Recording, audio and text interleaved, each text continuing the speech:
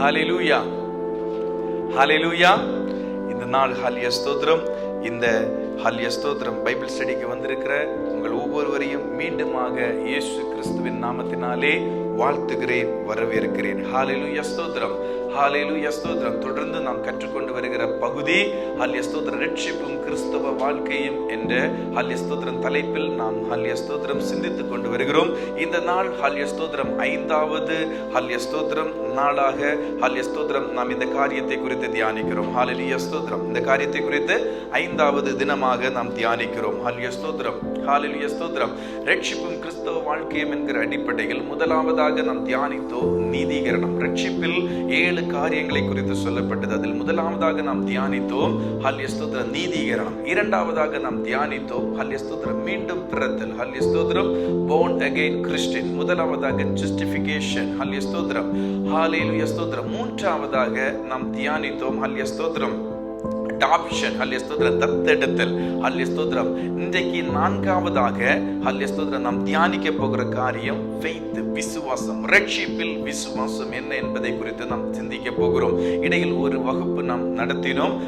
ஆவி, ஆத்துமா, சரீரம் என்கிற ஒரு ஹல்லேலூயா ஸ்தோத்திரம் பகுதி. பிதாவாகிய தேவன், குமாரனாகிய கிறிஸ்து, பரிசுத்த ஆவியானவர் என்கிற 3 ஹல்லேலூயா ஸ்தோத்திரம் பர்சனாலிட்டி இருப்பது போல ஹல்லேலூயா ஸ்தோத்திரம் மனிதனுடைய வாழ்க்கையில் மனிதனுக்கும் ஹல்லேலூயா ஸ்தோத்திரம் as a human we have 3 part. ஹல்லேலூயா ஸ்தோத்திரம் 3 பகுதிகள் இருக்கிறது. ஆவி, ஆத்துமா, சரீரம் என்று ஒரு நாள் நாம் கற்றுக்கொண்டோம். ஹல்லேலூயா ஸ்தோத்திரம், ஹல்லேலூயா ஸ்தோத்திரம். இவை யாவும் யூடியூப்ல என்னது அவைலபிளா இருக்கிறது. நீங்கள் தொடர்ந்து ஹல்லேலூயா ஸ்தோத்திரம், ஹல்லேலூயா ஸ்தோத்திரம் அதிக நோட்ஸ் அதிகமாக அதை தியானிக்க நீங்க என்ன செய்யணும், அதை பயன்படுத்திக் கொள்ள வேண்டும். ஹல்லேலூயா ஸ்தோத்திரம். இந்த நாள் ஹல்லேலூயா ஸ்தோத்திரம் 4வது விஷயமாக 5வது நாள் 4வது விஷயமாக நாம் பார்க்கிற காரியம் விசுவாசம், faith. ஹல்லேலூயா ஸ்தோத்திரம். ஒரு நிமிடம் கண்களை மூடி நாம் ஜெபிக்கலாம். நல்ல பிதாவே, ஹல்லேலூயா ஸ்தோத்திரம். ஆசீர்வதிக்கப்பட்டதான இந்த நல்ல நாளுக்காகவும் நல்ல நேரத்திற்காகவும் உமக்கு கோடான கோடி ஸ்தோத்திரம் அப்பா. இந்த நாளிலும் ஹல்லேலூயா ஸ்தோத்திரம் ஆண்டவர் உங்களோடு கூட ஹல்லேலூயா கடந்த நாட்கள் பேசினதை விட அதிகமாக பேசுங்கப்பா. நாங்க கேட்க வாஞ்சியாக இருக்கிறோம். உடைய வார்த்தைகளை எங்களுக்கு பகிர்ந்து தாருங்க. ஹல்லேலூயா ஸ்தோத்திரம். எங்களுடைய தொடர்ந்துள்ள இந்த வாழ்க்கையில் ஹல்லேலூயா ஸ்தோத்திரம் உடைய வருகை வரைக்கும் அல்லது எங்களுடைய ஆயுஷ் நாட்கள் முடிவு வரைக்கும் ஆண்டவரே உடைய வார்த்தைகளை ஹல்லேலூயா ஸ்தோத்திரம் நாங்கள் காத்து ஹல்லேலூயா ஸ்தோத்திரம் அதன்படி ஹல்லேலூயா ஸ்தோத்திரம் நடக்க தேவன் எங்களுக்கு கிருபை செய்யுங்கப்பா. அநேகருக்கு இதை பிரயோஜனப்படுத்துங்கப்பா. ஹல்லேலூயா ஸ்தோத்திரம். உம்முடைய ஹல்லேலூயா ஸ்தோத்திரம், ஹல்லேலூயா ஸ்தோத்திரம், ஹல்லேலூயா ஸ்தோத்திரம் ஆளுகை ஆரம்பம் முதல் முடிவு வரைக்கும் எங்களோடு கூட இருப்பதாக இயேசுவின் நாமத்தினால் ஜெபங்கள் நல்ல பிதாவே.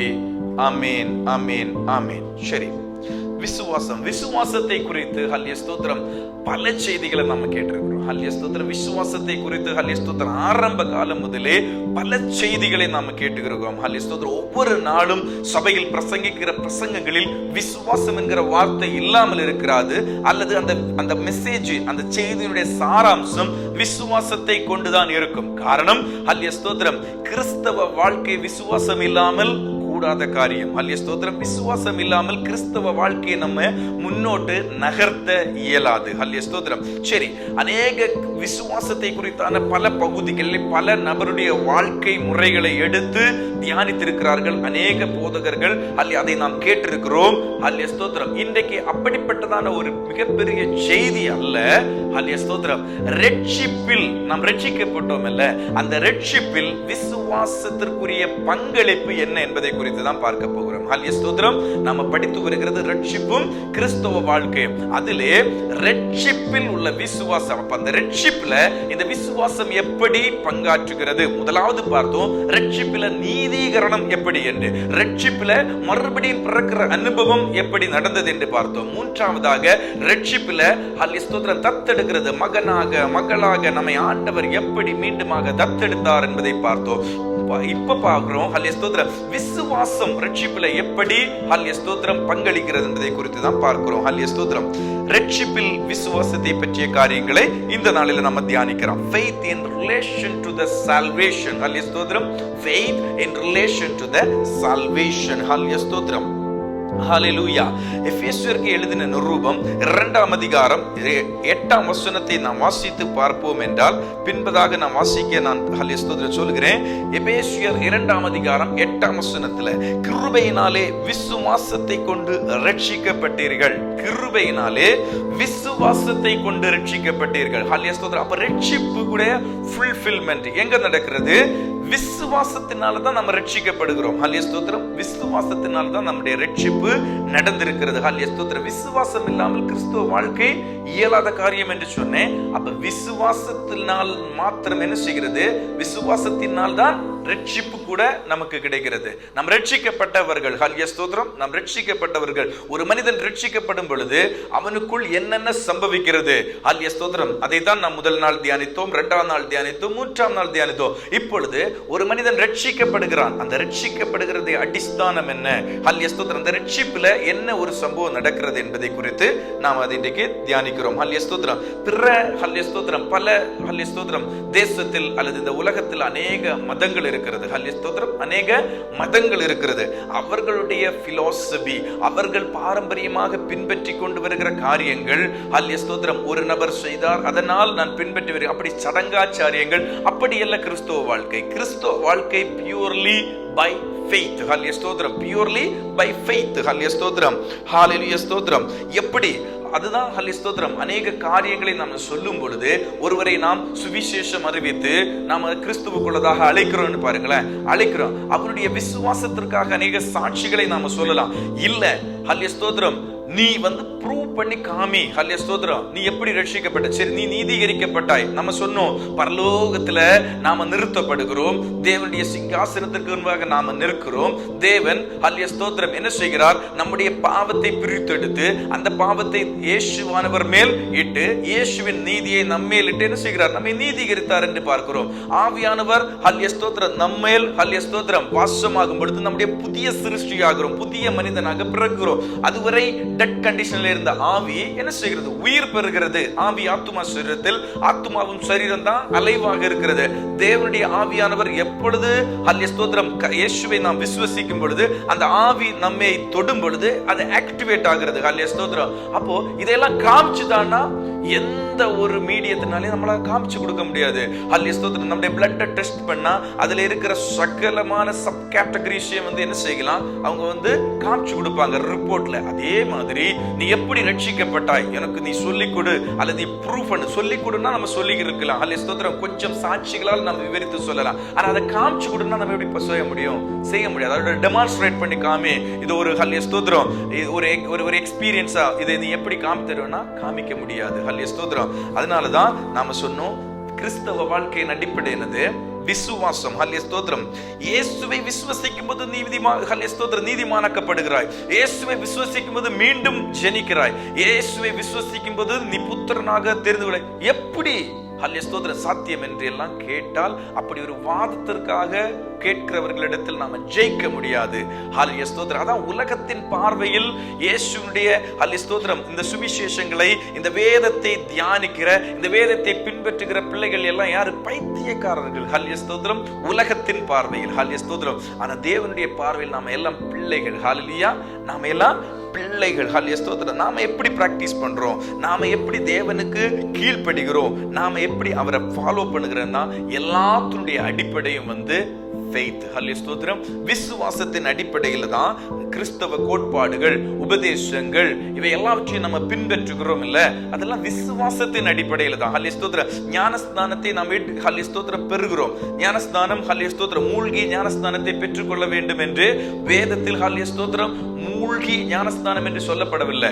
ஆனா ஹல்லேலூயா அங்கே எழுதப்பட்ட வார்த்தைகள் எல்லாம் மூழ்கி ஞானஸ்நானத்திற்கு ஒப்பாயிருக்கிறது. அதை விசுவாசத்துடன் நாம் என்ன செய்கிறோம்? மூழ்கி ஞானஸ்நானத்தை குறித்து கற்றுக் கொடுக்கிறோம். மூழ்கி ஞானஸ்நானத்தை நாம் எடுக்கிறோம். இல்ல, அன்றைக்கு எப்படி நடந்தது என்று காண்பித்து தானா நம்மளால முடியாது. ஹல்லேலூயா. ஸ்தோத்திரம். நம்மளால முடியாது. ஹல்லேலூயா. அதே மாதிரி கம்யூனியனை விசுவாசத்தினால், இதை நான் வருமளவும் இதை நீங்கள் செய்யுங்கள் என்று ஆண்டவருடைய இயேசுவானவர் ஹல்லேலூயா வேதத்தின்படி சொல்லி இருக்கிறார். அந்த வேதத்தில் எழுதப்பட்ட வார்த்தைகளை நாம் விசுவாசித்து அந்த திருவிருந்தை என்ன செய்கிறோம்? நாம கை கொள்ளுகிறோம், ஆசரிக்கிறோம். ஹல்லேலூயா. அப்போ நமக்கெல்லாம் ஒரு டவுட் வரும். ஹல்லேலூயா. நமக்கெல்லாம் சரி நீங்க சொல்லுகிறதுனால எப்படி விசுவாசிக்க முடியும்? ஹல்லேலூயா ஸ்தோத்திரம். இதுல லாஜிக்கே இல்லையா? ஹல்லேலூயா ஸ்தோத்திரம். நீங்க சொல்றீங்க, ஒரு பிரதர் சொல்றாங்க, ஒரு பாஸ்டர் சொல்றாங்க, அதனால நம்ம விசுவாசிக்க முடியுமா? ஹல்லேலூயா ஸ்தோத்திரம். அதனால நம்ம விசுவாசிக்க முடியுமா? இதுல லாஜிக்கே இல்லையா என்று கேட்கிற ஒரு கூட்டம் ஜனங்கள் இருக்கிறது. ஹல்லேலூயா ஸ்தோத்திரம். சரி, அப்படியே நிற்கும் பொழுது பாருங்க, இயேசு, ஹல்லேலூயா ஸ்தோத்திரம், இயேசுவை நாம் விசுவாசிக்கிறோம், இயேசுவை விசுவாசித்தா ரட்சிக்கப்பட்டோம். ஹல்லேலூயா ஸ்தோத்திரம். இந்த லாஜிக்கல் எல்லாம் நம்ம வரும். அதற்கு முன்னாடி இயேசு விசுவாசத்தை குறித்து எப்படி பார்த்தார்? விசுவாசத்தை எப்படி பார்த்தார் என்றால், இயேசு ஒரு மனிதனுடைய விசுவாசத்தை மிகவும் உயர்வாக பார்த்தார். ஹல்லேலூயா ஸ்தோத்திரம். அவரை குறித்து விசுவாசிக்கிற அந்த விசுவாசத்தை மிகவும் உயர்வாக பார்த்தார். அதற்கு ஒன்று ரெண்டு ஹல்லேலூயா ஸ்தோத்திரம் வசனத்தை நாம் வாசிக்கும் பொழுது, ஹல்லேலூயா ஸ்தோத்திரம், சில மனிதனுடைய விசுவாசத்தை அவர் மெச்சிக் கொள்வதை பார்க்க முடியும். சில மனிதனுடைய விசுவாசத்தை மெச்சிக் கொள்வதை பார்க்க முடியும். பாருங்க, ஹல்லேலூயா ஸ்தோத்திரம், the woman of Pinoncia, சிரோபோனிக்கியா தேசத்தாளாகிய கிரேக்க ஸ்திரீ என்று மார்க் எழுதின சுவிசேஷம் 7ஆம் அதிகாரம் 25ஆம் வசனத்திலிருந்து நாம் வாசிக்கும் பொழுது பார்க்க முடியும். மார்க் 7:25, 58வது பேஜ்ல இருக்குது புதிய ஏற்பாட்டுல. வாசிங்க.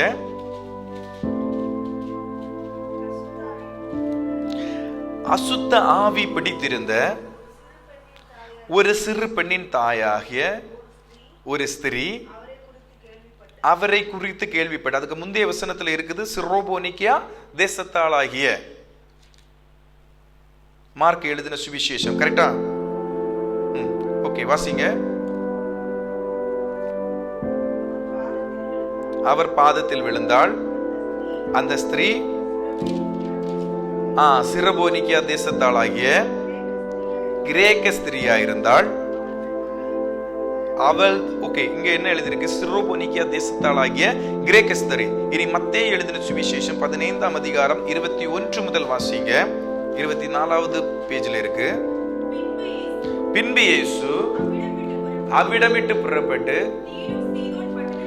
தீரு சீதோன் பட்டணங்களுக்கு திசையாக போனார். ஓகே,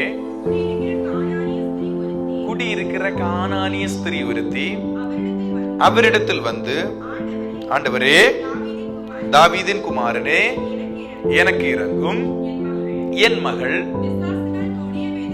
பிசாசினால் கொடிய வேதனைப்படுகிறாள் என்று சொல்லி கூப்பிட்டாள். அவளுக்கு பிரதியுத்தரமாக அவர் ஒரு வார்த்தையும் சொல்லவில்லை. அப்பொழுது அவருடைய சீஷர்கள் வந்து இவள் நம்மை பின்தொடர்ந்து கூப்பிடுகிறாளே, இவளை அனுப்பிவிடும் என்று அவரை வேண்டிக் கொண்டார்கள். அதற்கு அவர், பாருங்க, காணாமல் போன ஆடுகளாகிய இஸ்ரவேல் ஜனத்தாரிடத்திற்கு அனுப்பப்பட்டேனே அல்லாமல் மற்றபடி அல்ல என்றார். இங்கே என்ன சொல்லப்பட்டிருக்கிறது என்றால், நாம கடந்த நாட்கள்ல தியானித்தோம். ஹல்லேலூயா ஸ்தோத்திரம். இஸ்ரவேலை ஆசீர்வதிப்பதே தேவனுக்கு பிரியமான காரியம். பூச்சக்கரத்தில் உள்ள சகல ஜாதிகளிலும் தெரிந்து கொள்ளப்பட்ட ஜாதி எது? இஸ்ரவேல். இயேசு, ஹல்லேலூயா ஸ்தோத்திரம், பிதாவாகிய தேவன் இயேசுவை இந்த பூமிக்கு அனுப்பினது இஸ்ரவேல் ஜனங்களை விடுவிப்பதற்காக.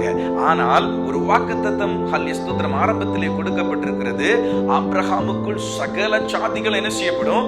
ஆசீர்வதிக்கப்படும். ஆபிரகாமுக்குள் சகல ஜாதிகளும் ஆசீர்வதிக்கப்படும். அவருடைய வார்த்தைகள் ஒவ்வொன்றும் ஆம் என்றும் ஆமென் என்றும் இருக்குது. அவருடைய வார்த்தைகளுக்கு, ஹல்லேலூயா ஸ்தோத்திரம், எந்தவித மாறுபாடும் இல்லை. பாருங்க, ஹல்லேலூயா ஸ்தோத்திரம், ஒரு ஹல்லேலூயா ஸ்தோத்திரம், ஹல்லேலூயா ஸ்தோத்திரம், இயேசுவானவர் இந்த பூமியில் அனுப்பப்பட்டது. அவரே சொல்லுகிறார், ஹல்லேலூயா ஸ்தோத்திரம், இஸ்ரவேல் காணாமல் போன ஆடுகளாகிய, அதாவது தேவனை விட்டு பிரிந்து சென்ற ஆடுகளை கூட்டி சேர்க்க, இஸ்ரவேல் ஜனங்களாகிய ஆடுகளை கூட்டி சேர்ப்பதற்காக வந்தேனே அன்றி மற்றொன்றிற்கும் வரவில்லை என்று சொல்லுகிறார். இந்த கானானிய ஸ்திரீ அவள் இஸ்ரவேல் தேசத்தால் அல்ல. ஹல்லேலூயா ஸ்தோத்திரம். இந்த சிரோபோனிக்கியா ஸ்திரீ என்று எழுதப்பட்டிருப்பதும், இந்த கானானிய ஸ்திரீ என்று எழுதப்பட்டிருக்கிறதும், கிரேக்க ஸ்திரீ என்று எழுதப்பட்டிருக்கிறது எல்லாம் ஒன்று. ஹல்லேலூயா ஸ்தோத்திரம். இவள் என்ன இல்ல? ஹல்லேலூயா ஸ்தோத்திரம், யூத ஸ்திரீ அல்ல, அல்லது இஸ்ரவேல் ஜனத்தால் அல்ல, இனத்தால் அல்ல. அதனால சொல்லுகிறார். ஹல்லேலூயா ஸ்தோத்திரம். அடுத்த வார்த்தையை பெறுகிறது பாருங்க. அவள் வந்து, ஆண்டவரே, எனக்கு உதவி செய்யும் என்று அவரை பணிந்து கொண்டாள். அவர் அவளை நோக்கி, பிள்ளைகளின் அப்பத்தை எடுத்து நாய்க்குட்டிகளுக்கு போடுகிறது நல்ல. பாருங்க, அவளை பார்த்து சொல்லுகிற வார்த்தை, அவள் ஒரு புறஜாதி ஸ்திரீ, அவளை பார்த்து சொல்லுகிற வார்த்தை என்ன தெரியுமா? நாய் என்று, நாய்க்குட்டி என்று சொல்லுகிறார். ஹல்லேலூயா ஸ்தோத்திரம். அப்ப அவ்வளவு தாழ்த்தி, அதாவது இஸ்ரவேல் ஜனத்தை உயர்த்தி சொல்லி அவ்வளவு தாழ்வாக சொன்ன பிற்பாடு அவள் சொல்லுகிற வார்த்தையை பாருங்க. ஹல்லேலூயா ஸ்தோத்திரம். அடுத்த வார்த்தை, அதற்கு அவள், மெய்தான் ஆண்டவரே, ஆகிலும் நாய்க்குட்டிகள் தங்கள் எஜமான்களின் மேச்சையிலிருந்து விழும் துணிக்கைகளை துண்ணுமே என்றார். ஹல்லேலூயா ஸ்தோத்திரம். அவருடைய விசுவாசம் நாம இங்க பார்க்கிறது. நீங்க நாய்க்குட்டி அதனுடைய துணிக்கையெல்லாம் பார்க்காதீங்க. அவருடைய விசுவாசம் என்ன தெரியுமா? ஹல்லேலூயா ஸ்தோத்திரம். தேவன் உங்க பிள்ளைங்களுக்கு கொடுக்கிற பெரிய ஆசீர்வாதத்தின் ஒரு சிறு துளி எனக்கு போதும், என்னுடைய மகள் வியாதி நீங்கி சுகமா இருப்பாள், அதைத்தான் நான் எக்ஸ்பெக்ட் பண்ணுகிறேன். ஹல்லேலூயா ஸ்தோத்திரம். உங்களால முடியும். ஹல்லேலூயா ஸ்தோத்திரம். உங்களால முடியும். நீங்க கொடுக்கிற ஆசீர்வாதத்துல நீர் பெரிய ஆசீர்வாதங்களை, அற்புதங்களை செய்ய வல்லமையுள்ள தேவன். எனக்கு அப்படிப்பட்ட அவ்வளவு பெரிய அற்புதங்களையும் அதிசயங்களையும் செய்ய வேண்டாம், ஒரு சிறு துளி அதிலிருந்து போதும். நான் அதற்கு தகுதி இல்லாதவள். ஹல்லேலூயா ஸ்தோத்திரம். நான் அதற்கு தகுதி இல்லாதவள். ஆனாலும் கூட நீங்க ஒரு சிறு அற்புதத்தை, சிறு காரியத்தை, அந்த அற்புதத்திலிருந்து ஒரு சிறு பகுதியை என்னுடைய மகளுக்கு என்று கொடுப்பீர் என்றால் என்னுடைய மகள் ஹல்லேலூயா ஸ்தோத்திரம் வியாதி நீங்கி சுகமா இருப்பாள் என்கிற ஒரு விசுவாசம். எனக்கு தகுதியே இல்லை ஆண்டவரே, ஆனால் நான் உம்மை விசுவசிக்கிறேன். என்னுடைய பிரச்சனை நீங்க எனக்கு ஒரு வழியை காண்பீங்க, ஒரு சின்ன வழியப்பா நீங்க காண்பீங்க என்று இன்றைக்கும் நாம் ஆண்டவரிடத்துல கேட்போம் என்றால் அவர் செய்ய போதுமானவராய் இருக்கிறார். ஹல்லேலூயா ஸ்தோத்திரம். பாருங்க, நமக்கு தகுதியே இல்லை. ஹல்லேலூயா ஸ்தோத்திரம். நாம் வாழுகிற வாழ்க்கை, ஹல்லேலூயா ஸ்தோத்திரம், நாம் ஹல்லேலூயா ஸ்தோத்திரம் நம்முடைய ஹல்லேலூயா ஸ்தோத்திரம் நாமும் ஆண்டவருமான உள்ள ஒரு உறவை பார்க்கும் பொழுது நமக்கு தகுதியே இல்லை. அவரிடத்தில் கேட்பதற்கு நமக்கு தகுதியே இல்லை. ஒரு ஊதாரி மகன் ஹல்லேலூயா ஸ்தோத்திரம் ஒரு தகப்பனிடத்தில் போய் ஹல்லேலூயா ஸ்தோத்திரம் அவனுடைய தேவைகளுக்காக எப்படி கேட்க முடியும்? அவனுக்கு தகுதி இல்லை. ஏனென்றால் அவனை கொண்டு அந்த குடும்பத்திற்கு ஒரு பிரயோஜனமும் இல்லை. ஹல்லேலூயா ஸ்தோத்திரம்.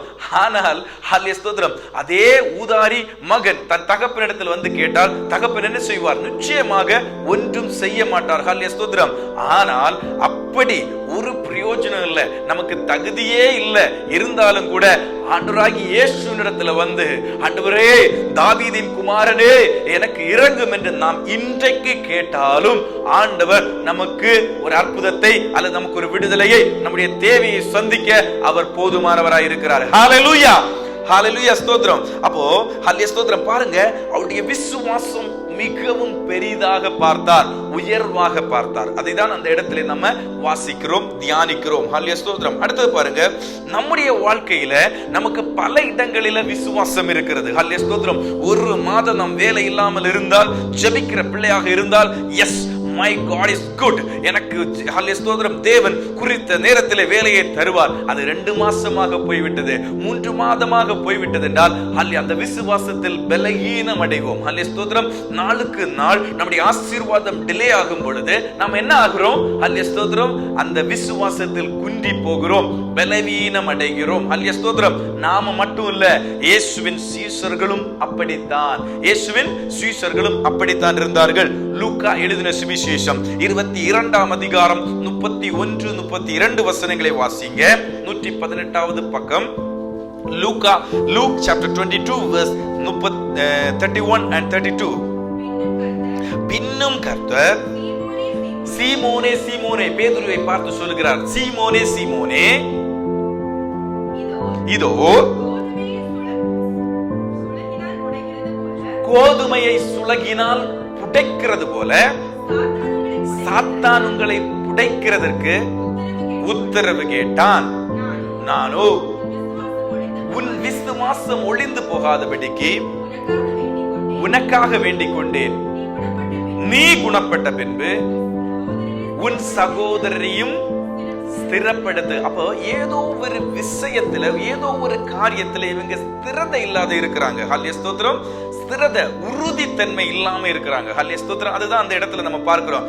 சீஷர்களிடத்துல ஏதோ உறுதித்தன்மை இல்லை. அதனால சாத்தான் என்ன செய்கிறான்? போராடுகிறான். அந்த பலகீனத்துல இவனை பிடிக்கணும். ஹல்லேலூயா ஸ்தோத்திரம். நம்மிடத்தில் இருக்கிற பலகீனத்தை ஹல்லேலூயா ஸ்தோத்திரம், ஹல்லேலூயா ஸ்தோத்திரம் நம்முடைய செய்கைகளின் அடிப்படையில சாத்தான் புரிந்து கொள்கிறான். ஹல்லேலூயா ஸ்தோத்திரம். நம்முடைய இருதயத்தில் இருப்பதை, நம்முடைய சிந்தனையில் இருப்பதை சாத்தான் அறிந்து கொள்ள முடியாது. அது தேவன் ஒருவருக்கே தெரிய வருகிற காரியம். ஆனால் அந்த சிந்தையினால நாம சில பிரவர்த்திகள், நாம சில கிரியைகள் செய்வோம் இல்ல, அதை சாத்தான் பார்க்கிறான். ஹல்லேலூயா ஸ்தோத்திரம். ஒருவேளை நாம் ஹல்லேலூயா ஸ்தோத்திரம் ஏதோ ஒரு விஷயத்திற்கு அடிமையாக இருப்போம் என்றால், அதில் ஒரு ஆரம்பமாக நாம் எதையாவது ஒரு ஸ்டெப் எடுத்து வைக்கும் என்றால், அந்த ஸ்டெப்ல அவன் வீழ்த்துவதற்கு தயாராக நிற்கிறான். ஹல்லேலூயா ஸ்தோத்திரம். அதனால இப்ப பாருங்க, ஏதோ ஒரு விஷயத்துல இவங்க ஒரு உறுதியாக நிற்கவில்லை, ஸ்திரதை இல்லை. அதனால ஆண்டவர் சொல்லுகிறார், நீ பலகீனன் என்று நான் அறிந்திருக்கிறேன், நீ பலகீனன் என்று அறிந்திருக்கிறேன். அதனால ஹல்லேலூயா ஸ்தோத்திரம், நான் ஹல்லேலூயா ஸ்தோத்திரம் என்ன செய்ய மாட்டேன், உன்னை விட்டு கொடுக்க மாட்டேன்.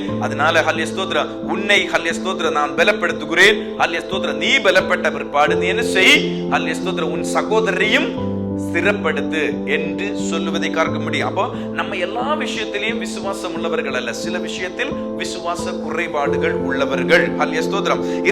முதலாவது பார்த்தோம் ஹல்லேலூயா ஸ்தோத்திரம், அந்த ஸ்திரீ, புறஜாதி ஸ்திரியை குறித்து பார்த்தோம். இரண்டாவது பாருங்க, ஹல்லேலூயா ஸ்தோத்திரம், 100க்கு அதிபதியாகிய ஒரு மனிதன். ஹல்லேலூயா ஸ்தோத்திரம், 100க்கு அதிபதியாகிய ஒரு மனிதன். அவனும் ஹல்லேலூயா ஸ்தோத்திரம் இஸ்ரவேல் ஜனத்தான் அல்ல. மத்தேயு எழுதின சுவிசேஷம் 8ஆம் அதிகாரம் 5 முதல் உள்ள வார்த்தைகளை நாம் வாசிக்கும் பொழுது,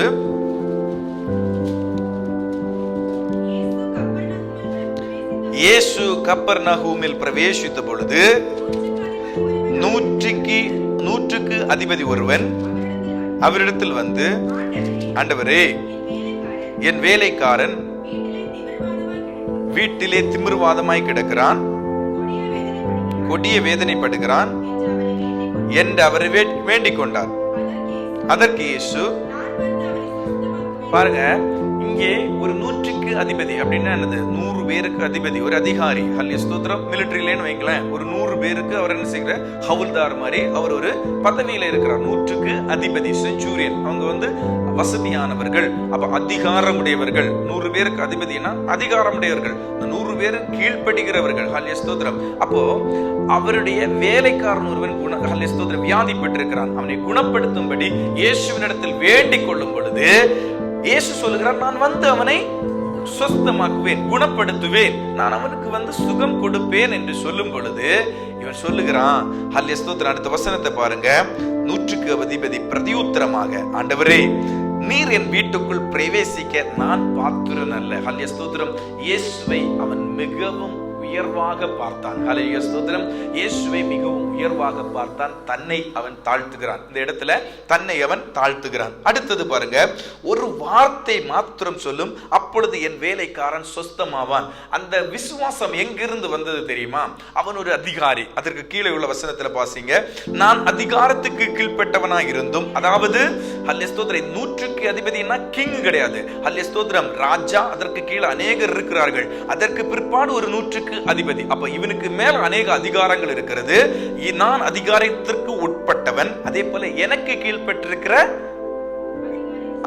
சேவகரும் உண்டு. அப்ப அவனுக்கு கீழ்பட்டிருக்கிற சேவகரும் உண்டு. அப்போ அடுத்து பாருங்க, நான் ஒருவனை போவென்றால் போகிறான், ஒருவனை வா என்றால் வருகிறான். ஹல்லேலூயா ஸ்தோத்திரம். அப்ப இதை செய் என்றால் செய்கிறான்.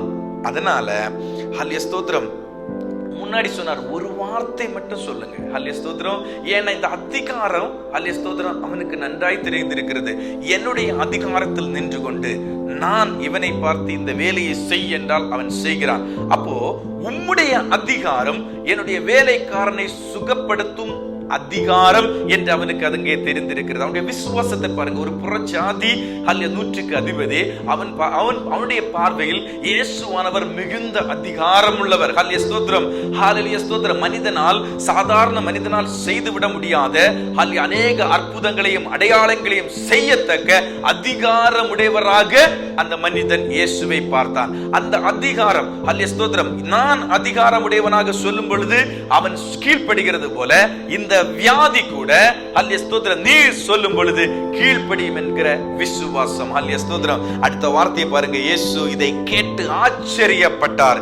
10ஆம் வசனம், தமக்கு பின் செல்லுகிறவர்களை நோக்கி, இஸ்ரவேலருக்குள்ளும் நான் இப்படிப்பட்ட விசுவாசத்தை காணவில்லை என்று மெய்யாகவே நான் உங்களுக்கு சொல்லுகிறேன் என்றார். ஹல்லேலூயா ஸ்தோத்திரம். அதாவது காணாமல் போன ஆடுகளாகிய இஸ்ரவேல் ஜனத்தை நான் என்ன செய்கிறேன், திரும்ப கூட்டி சேர்க்க ஹல்லேலூயா ஸ்தோத்திரம் வந்தேன் என்று சொல்லுகிற இயேசு சொல்லுகிறார், அவர்களுக்குள்ள கூட இப்படிப்பட்ட ஒரு விசுவாசத்தை நான் காணவில்லை என்று. அப்ப விசுவாசம் எப்படிப்பட்ட விசுவாசம்? அப்படி அதிகாரத்தை நாம் நம்முடைய வாழ்க்கையில இதை எதற்காக நாம் கற்றுக்கொள்கிறோம்? 100க்கு அதிபதிக்கு இருந்த விசுவாசம் நமக்கு இருக்க வேண்டும். ஹல்லேலூயா ஸ்தோத்திரம். சகல அதிகாரங்களுக்கும் மேற்பட்ட அதிகாரமுடையவர் நம்முடைய இயேசு கிறிஸ்து. ஹல்லேலூயா ஸ்தோத்திரம். நமக்கு மேலாக அநேக அதிகாரிகள் இருக்கிறார்கள். ஹல்லேலூயா ஸ்தோத்திரம். நமக்கு கீழான ஒரு சில வேலைக்காரர்களும் இருக்கிறார்கள். ஹல்லேலூயா ஸ்தோத்திரம். நாம் சொல்ல அவர்கள் கேட்கிறார்கள், நமக்கு மேல் இருக்கிற அதிகாரிகள் சொல்ல நாம் கேட்கிறோம். சகலத்தையும் செய்ய அதிகாரமுடையவர் ஒருவர் நமக்காக இருக்கிறார், அவர்தான் இயேசு கிறிஸ்து. நம்முடைய வாழ்க்கையில் வருகிற ஹல்லேலூயா ஸ்தோத்திரம் பிரச்சனைகள், போராட்டங்கள், வியாதிகள் சகலத்திற்கும் அவர் ஒருவரே போதுமானவர். ஹல்லேலூயா ஸ்தோத்திரம். அவர் ஒரு வார்த்தை சொல்ல அது அப்படியே ஆகும். ஹல்லேலூயா ஸ்தோத்திரம். ஹல்லேலூயா ஸ்தோத்திரம். நம்முடைய வீட்டிற்குள் வர நாம் தகுதியாக இல்லை, ஆனாலும் கூட ஹல்லேலூயா ஸ்தோத்திரம் அவர் ஒரு வார்த்தை சொன்னால் நாம் விடுதலை ஆகுவோம். ஹல்லேலூயா ஸ்தோத்திரம். ஹல்லேலூயா ஸ்தோத்திரம். 12 வருடம் பெரும்பாடுள்ள ஒரு ஸ்திரீ இருந்தால்ல, ஹல்லேலூயா ஸ்தோத்திரம், அவருடைய வஸ்திரத்தின் தொங்கலை தொட்டார். அவருடைய விசுவாசம் என்ன தெரியுமா? ஹல்லேலூயா ஸ்தோத்திரம். அப்படியே நிழல் பட்டால் போதும், அவருடைய வஸ்திரத்தின் தொங்கலை எங்கேயாவது ஒரு இடத்துல தொட்டா போதும், நான் விடுதலை ஆகி விடுவேன் என்ற விசுவாசம். அந்த விசுவாசம் போய் போகவில்லை. அவள் வஸ்திரத்தை தொட்ட மாத்திரத்தில் அவள் விடுதலையானதை அவள் உணர்ந்தாள். அதே நேரத்தில் இயேசு உணர்ந்தால் தம்மிடத்திலிருந்து வல்லமை புறப்பட்டு போனதை உணர்ந்ததை நாம் பார்க்க முடியும். அப்ப ஹல்லேலூயா ஸ்தோத்திரம். விசுவாசத்தை கர்த்தர் கனப்படுத்துகிறார். ஹல்லேலூயா ஸ்தோத்திரம். விசுவாசத்தை கர்த்தர் உயர்வாக பார்க்கிறார், விசுவாசத்தை கர்த்தர் பெரிதாக பார்க்கிறார், விசுவாசத்தை கர்த்தர் கனப்படுத்துகிறார். ஹல்லேலூயா ஸ்தோத்திரம். அப்ப தேவ பிள்ளைகளுக்கு இருக்க வேண்டியது என்ன தெரியுமா? விசுவாசம். யாரிடத்தில் உள்ள விசுவாசம்? கர்த்தரிடத்தில் உள்ள விசுவாசம். அவரை பின்பற்றுகிற ஜனங்களாகிய நான் வெட்கப்பட மாட்டேன். ஹல்லேலூயா ஸ்தோத்திரம். அவரை பின்பற்றுகிற பிள்ளையாகிய நான் ஹல்லேலூயா ஸ்தோத்திரம் எந்த இடத்திலும் தலை குனிந்து போக மாட்டேன். ஹல்லேலூயா ஸ்தோத்திரம். ஒரு சிறு வியாதி வந்த உடனே, ஹல்லேலூயா ஸ்தோத்திரம், ஒரு பலகீனம் வந்த உடனே நான் விழுந்து போய்விட மாட்டேன். காரணம், என்னுடைய அப்பா பெரியவர். ஹல்லேலூயா ஸ்தோத்திரம். அவர் என்னோடு கூட இருக்கிறார். ஹல்லேலூயா ஸ்தோத்திரம். ஒரு தகப்பன் தன் பிள்ளையை விட்டு கொடுக்காதது போல, ஒரு தகப்பன் தன் பிள்ளையை பாதுகாப்பது போல, ஒரு தகப்பன் தன் பிள்ளையை தோள் மீது சுமந்து கொண்டு வருவது போல அவர் என்னை சுமக்க போதுமானவராக இருக்கிறார் என்கிற ஒரு விசுவாசம் உங்களுக்கும் எனக்கும் வேண்டும். ஹல்லேலூயா. ஹல்லேலூயா ஸ்தோத்திரம். அடுத்தது பாருங்க, ஹல்லேலூயா ஸ்தோத்திரம். இயேசுவின் வார்த்தையின் வல்லமை, அதிகாரத்துள்ள விசுவாசத்தை குறித்து நாம பார்த்தோம். ஹல்லேலூயா ஸ்தோத்திரம். பாருங்க, பல அற்புதங்களும் பல அடையாளங்களும் நடப்பது ஹல்லேலூயா ஸ்தோத்திரம் எப்படி தெரியுமா? ஹல்லேலூயா ஸ்தோத்திரம். பிரேயர், ஜெபிக்கிற போதகருடைய ஹல்லேலூயா ஸ்தோத்திரம் அந்த ஜெபத்தினால் அல்ல, மாறாக அங்கு போய் நிற்கிற ஒரு பிள்ளையினுடைய விசுவாசத்தினால் ஆகும். ஹல்லேலூயா ஸ்தோத்திரம். எப்படிப்பட்ட விசுவாசம் என்று பார்க்கிறோம். ஹல்லேலூயா ஸ்தோத்திரம். கடந்த நாட்களில் நாம் ஒரு செய்தி, ஹல்லேலூயா ஸ்தோத்திரம், ஒரு சாட்சியை கேட்டோம். நான் ஹல்லேலூயா ஸ்தோத்திரம் அரை மனதுடன் அரை விசுவாசத்துடன் போனேன், எனக்கு ஹல்லேலூயா ஸ்தோத்திரம் அரை ஆசீர்வாதம் கிடைத்தது என்று. ஹல்லேலூயா ஸ்தோத்திரம். ஹல்லேலூயா ஸ்தோத்திரம். அப்போ நம்முடைய விசுவாசத்தின் அளவின்படியே, ஹல்லேலூயா ஸ்தோத்திரம், நம்முடைய விசுவாசத்தின் அளவின்படியே மலையை பெயர்ந்து போகிற விசுவாசம் நமக்கு இருக்கும் என்றால் கர்த்தர் நிச்சயமாக மலை போன்ற பிரச்சனைகளையும் பெயர்ந்து போகத்தக்க வண்ணம் விடுதலையை தருவார். ஹல்லேலூயா ஸ்தோத்திரம். அப்ப நம்முடைய விசுவாசத்தின் அளவு நாளுக்கு நாள் பெருக வேண்டும். ஹல்லேலூயா ஸ்தோத்திரம். நம்முடைய விசுவாசத்தின் அளவு எவ்வளவு பெரிதாகிறதோ அவ்வளவுக்கு அவ்வளவு ஹல்லேலூயா ஸ்தோத்திரம் ஆசீர்வாதத்தை நாம் பெற்றுக்கொள்ள முடியும். ஹல்லேலூயா. ஹல்லேலூயா. அப்ப பாருங்க, ஹல்லேலூயா ஸ்தோத்திரம். ஹல்லேலூயா ஸ்தோத்திரம். விசுவாசம். ஹல்லேலூயா ஸ்தோத்திரம். விசுவாசம். ஹல்லேலூயா ஸ்தோத்திரம். எந்த அளவிற்கு நாம் ஹல்லேலூயா ஸ்தோத்திரம் தேவனை விசுவசிக்கிறோமோ, கர்த்தரை விசுவசிக்கிறோமோ, அந்த அளவுக்கு தக்கதாக நமக்கு ஆசீர்வாதத்தை தரக்கூடியவர் அவர். ஹல்லேலூயா ஸ்தோத்திரம். ஹல்லேலூயா ஸ்தோத்திரம். பாருங்க, எக்ஸாம்பிள் பாருங்க. ஹல்லேலூயா ஸ்தோத்திரம். மார்க் எழுதின சுவிசேஷம் 2ஆம் அதிகாரம், நான் சொல்லி விடுகிறேன், நோட் பண்ணிக்கோங்க.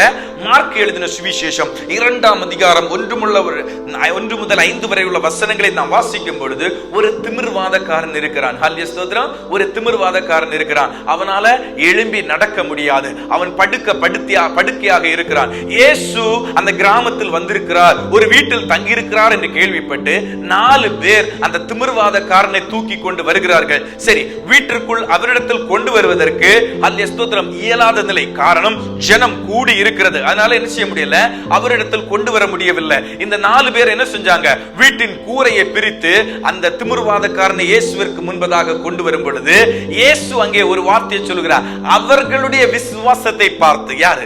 4 பேருடைய விசுவாசத்தை பார்த்து. அப்ப விசுவாசத்தை கர்த்தர் உயர்வாக எண்ணுகிறார், பெரிதாக எண்ணுகிறார், கனப்படுத்துகிறார். ஹல்லேலூயா ஸ்தோத்திரம்.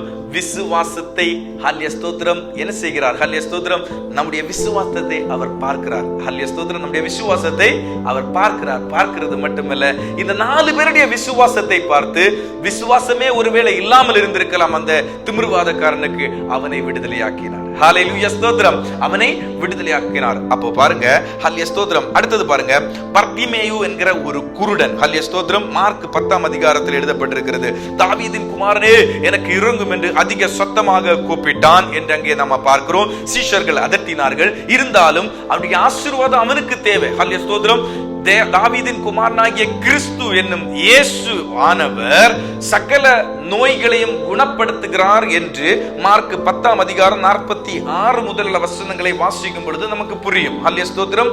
அப்போ ஹல்லேலூயா ஸ்தோத்திரம், யார் அதட்டினாலும் எனக்கு கவலை இல்லை, எனக்கு ஆசீர்வாதம் வேண்டும் என்று, தாவீதின் குமாரனே எனக்கு இறங்கும் என்று முன்பிலும் அதிகமாக கூப்பிட்ட அந்த குருடனை நாம் பார்க்க முடியும். ஹல்லேலூயா ஸ்தோத்திரம். அப்ப ஆண்டவர் திரும்பி பார்த்து சொல்லுகிறார், ஹல்லேலூயா ஸ்தோத்திரம், ஹல்லேலூயா ஸ்தோத்திரம், உன் விசுவாசம் உன்னை ரட்சித்தது என்று.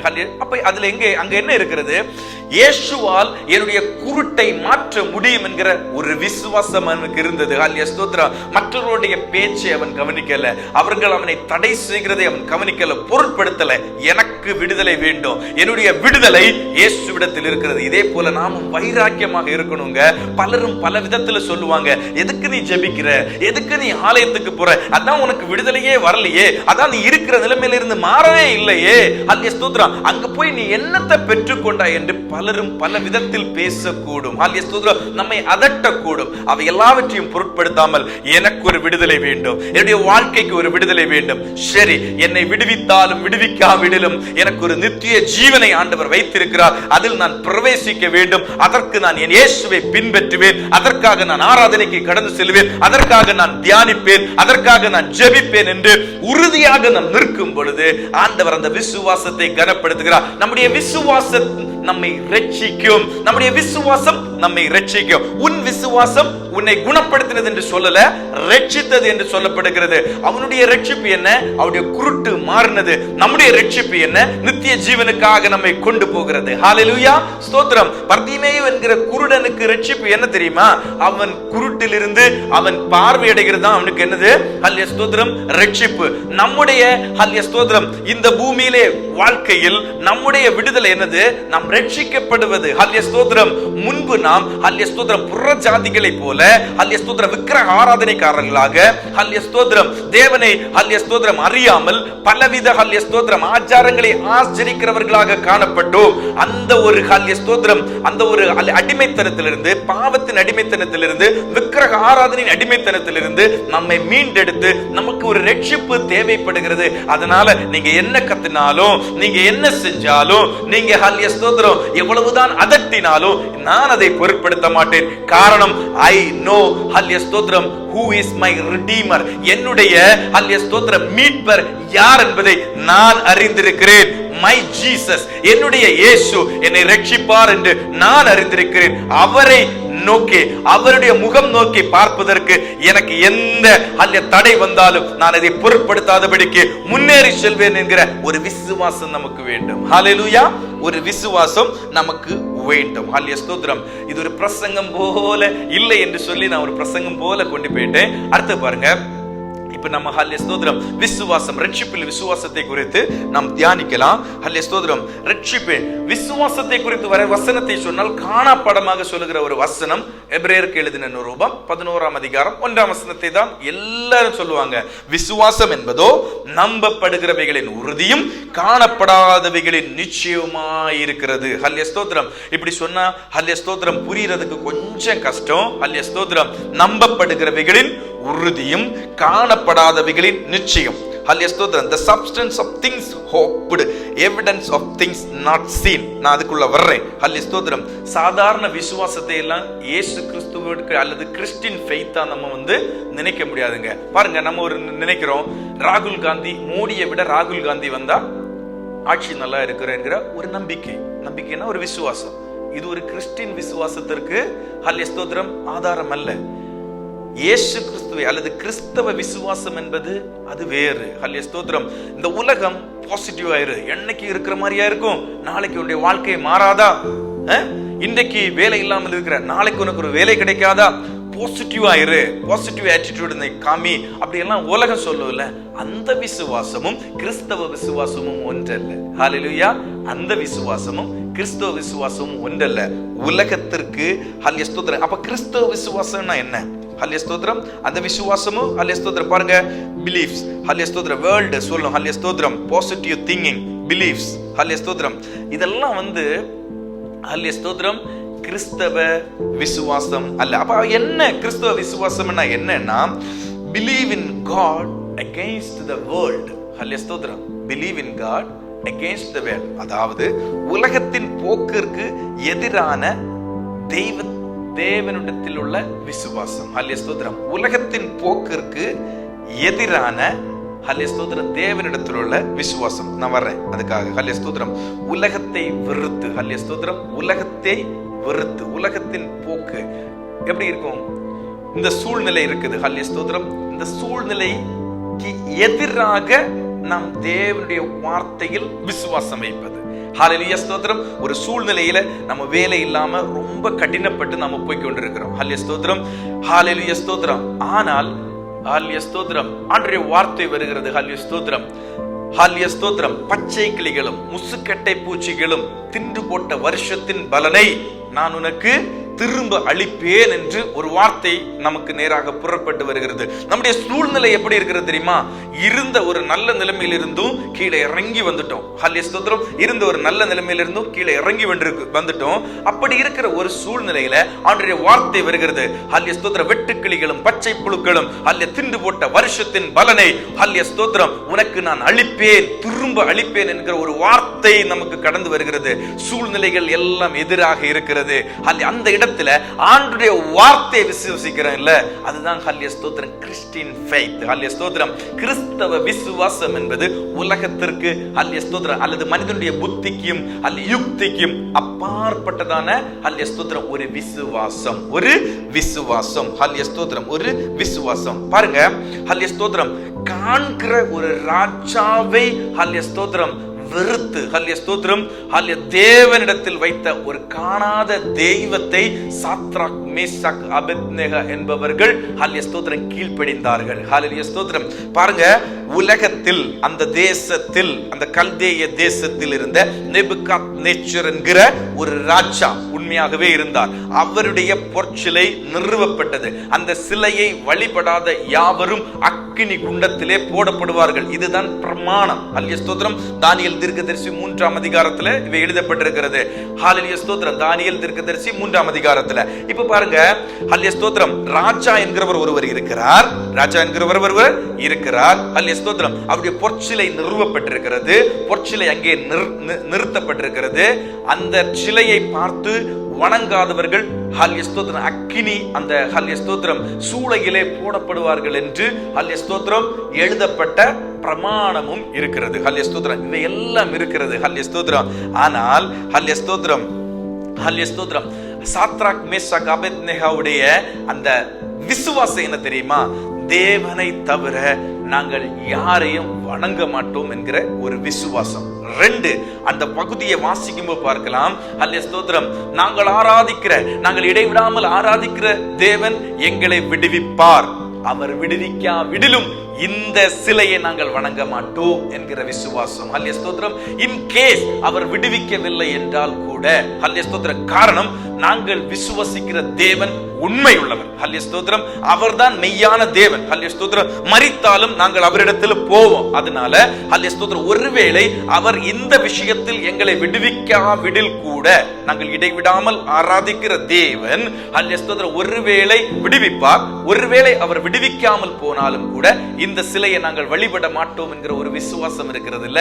ஹல்லேலூயா ஸ்தோத்திரம். அதுதான் இங்க விசுவாசம். ஹல்லேலூயா ஸ்தோத்திரம். அதுதான் விசுவாசம். ஹல்லேலூயா ஸ்தோத்திரம். நீங்க செய்தா நான் விசுவசிப்பேன் அப்படி இல்லை. ஹல்லேலூயா ஸ்தோத்திரம். அவர் செய்யாவிட்டாலும் தேவன் ஒருவர் இருக்கிறார் என்பது உண்மை. ஹல்லேலூயா ஸ்தோத்திரம். ஹல்லேலூயா ஸ்தோத்திரம். நான் அதற்கு திரும்ப அதற்குள்ளதாக வருகிறேன். ஹல்லேலூயா ஸ்தோத்திரம். ஹல்லேலூயா ஸ்தோத்திரம். எபிரேயர் 11ஆம் அதிகாரம் 24ஆம் வசனம் முதல் நாம வாசிப்போம்.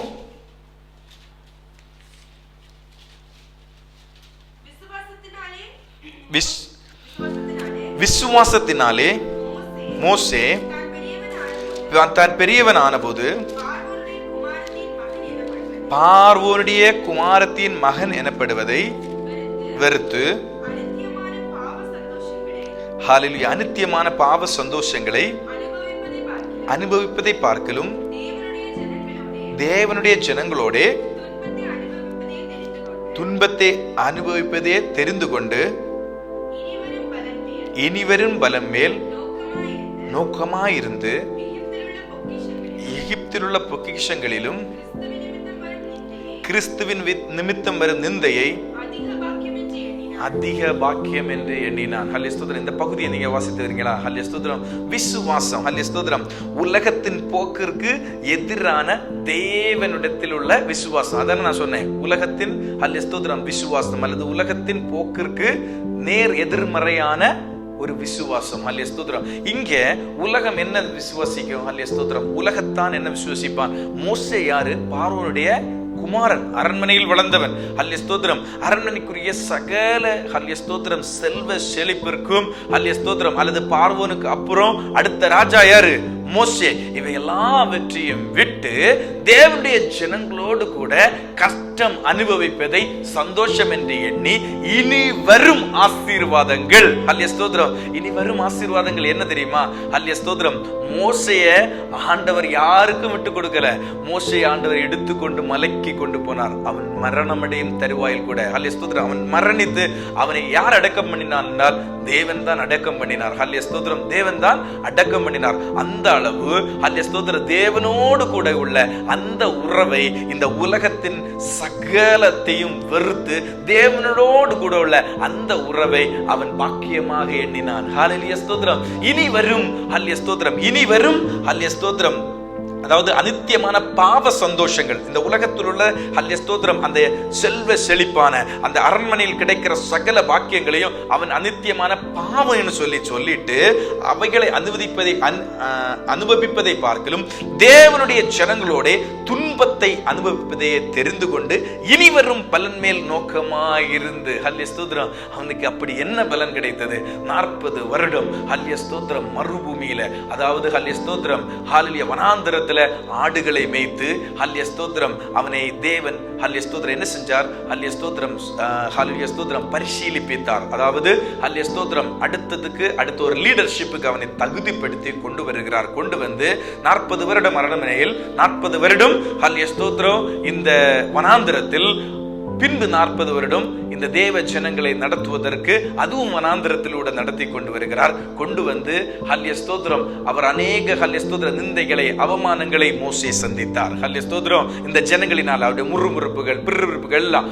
ஆனாலும் இவர்களோடு கூட சேர்ந்து தேவனுடைய அசைன்மென்ட்டை ஏற்றுக்கொள்வதற்கு இந்த சந்தோஷத்தை எல்லாம் வெறுத்து தேவனுடைய ஹல்லேலூயா ஸ்தோத்திரம் அழைப்பிற்கு அவன் தன்னை ஒப்பு கொடுத்ததை பார்க்க முடியும். ஹல்லேலூயா ஸ்தோத்திரம். அப்ப உலகம் நினைக்கும் இதுதான் ஆசீர்வாதம், இதுதான் செழுமையான காரியம், இதுதான் ஹல்லேலூயா ஸ்தோத்திரம், ஹல்லேலூயா ஸ்தோத்திரம் நமக்கு கிடைக்கிற இந்த பூமியில் கிடைக்கிற மிகப்பெரிய ஆசீர்வாதம் என்று இல்லை. ஹல்லேலூயா ஸ்தோத்திரம் விசுவாசம் என்பது ஹல்லேலூயா ஸ்தோத்திரம் உலகத்தின் போக்கிற்கு எதிராக தேவனுடைய விருப்பத்தை அல்லது தேவனிடத்து ஹல்லேலூயா ஸ்தோத்திரம் தெய்வத்தின் மேல் உள்ள விசுவாசம், தேவன் மேல் வைக்கிற விசுவாசம், இனி வரும் பலன் மேல் வைத்த விசுவாசம். ஹல்லேலூயா ஸ்தோத்திரம். அப்ப காணப்படாதவைகளின் நிச்சயம். ஹல்லேலூயா ஸ்தோத்திரம். பாருங்க, ஒரு விஷயத்தை நம்ம காணல அதனால இல்லைன்னு சொல்லிட முடியாது. ஹல்லேலூயா ஸ்தோத்திரம். ஒரு விஷயத்தை நம்ம காணல இல்லைன்னு சொல்லிட முடியாது. ஏன்? ஹல்லேலூயா ஸ்தோத்திரம். ஒரு காற்றை நம்ம பார்க்க முடியுதா? பார்க்க முடியல. ஆனா காற்று இருக்கா? இருக்கு. நம்ம ஒரு பேப்பரை எடுத்து நம்ம இப்படி வீசணும்னா காற்று வருகிறதை உணர முடியும். ஆனா நம்ம என்ன செய்ய முடியாது? பார்க்க முடியாது. ஹல்லேலூயா ஸ்தோத்திரம்.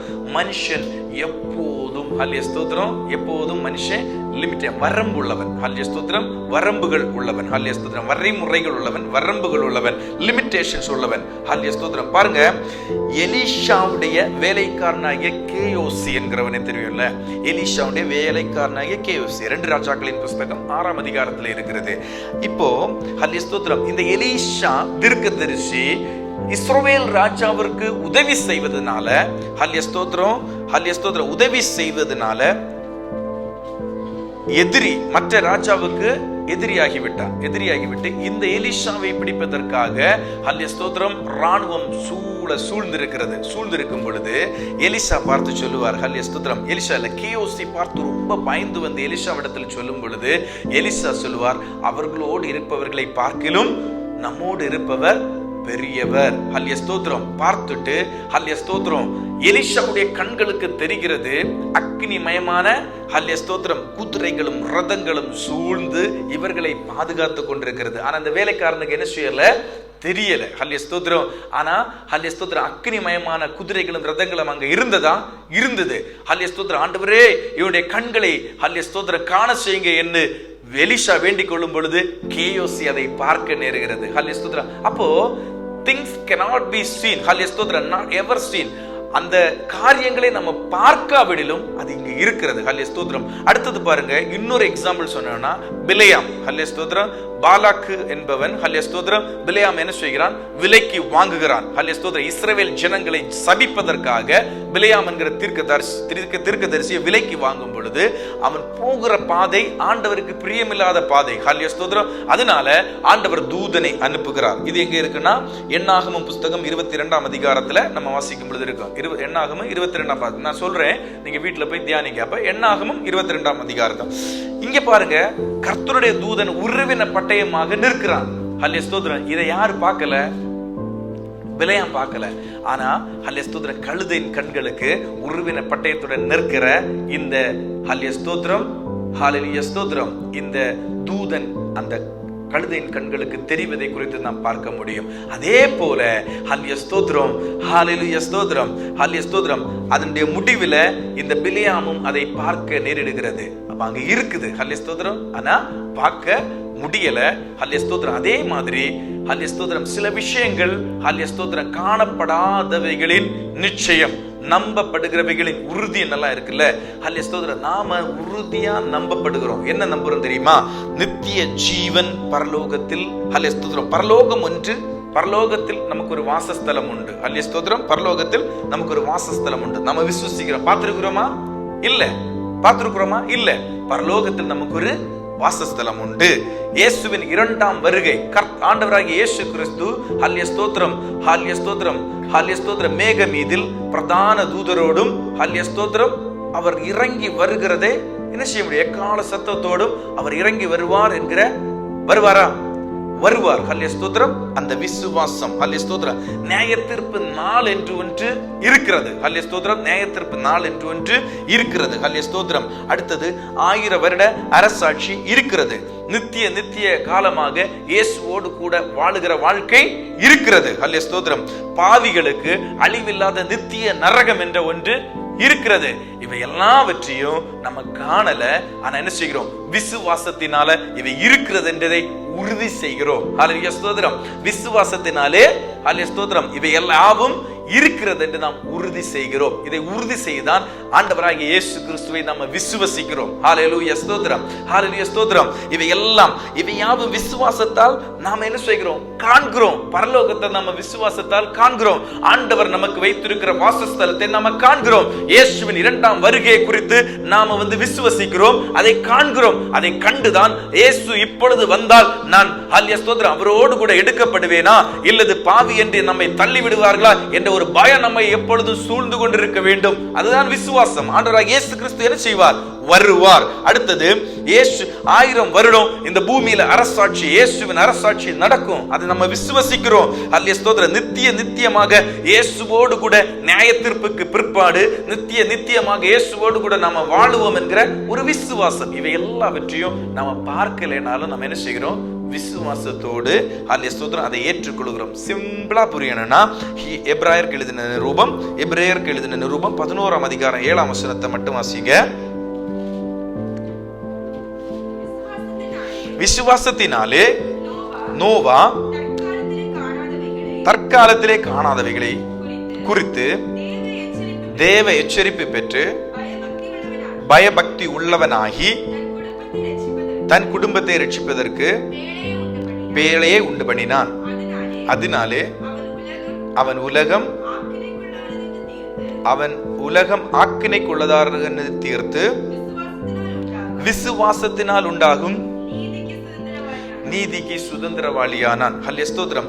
இங்கே இந்த நோவாவை குறித்து நமக்கு தெரியுமா? ஹல்லேலூயா ஸ்தோத்திரம். நோவாவை குறித்து நோவாவுக்கு ஆண்டவர் என்ன செஞ்சாரு?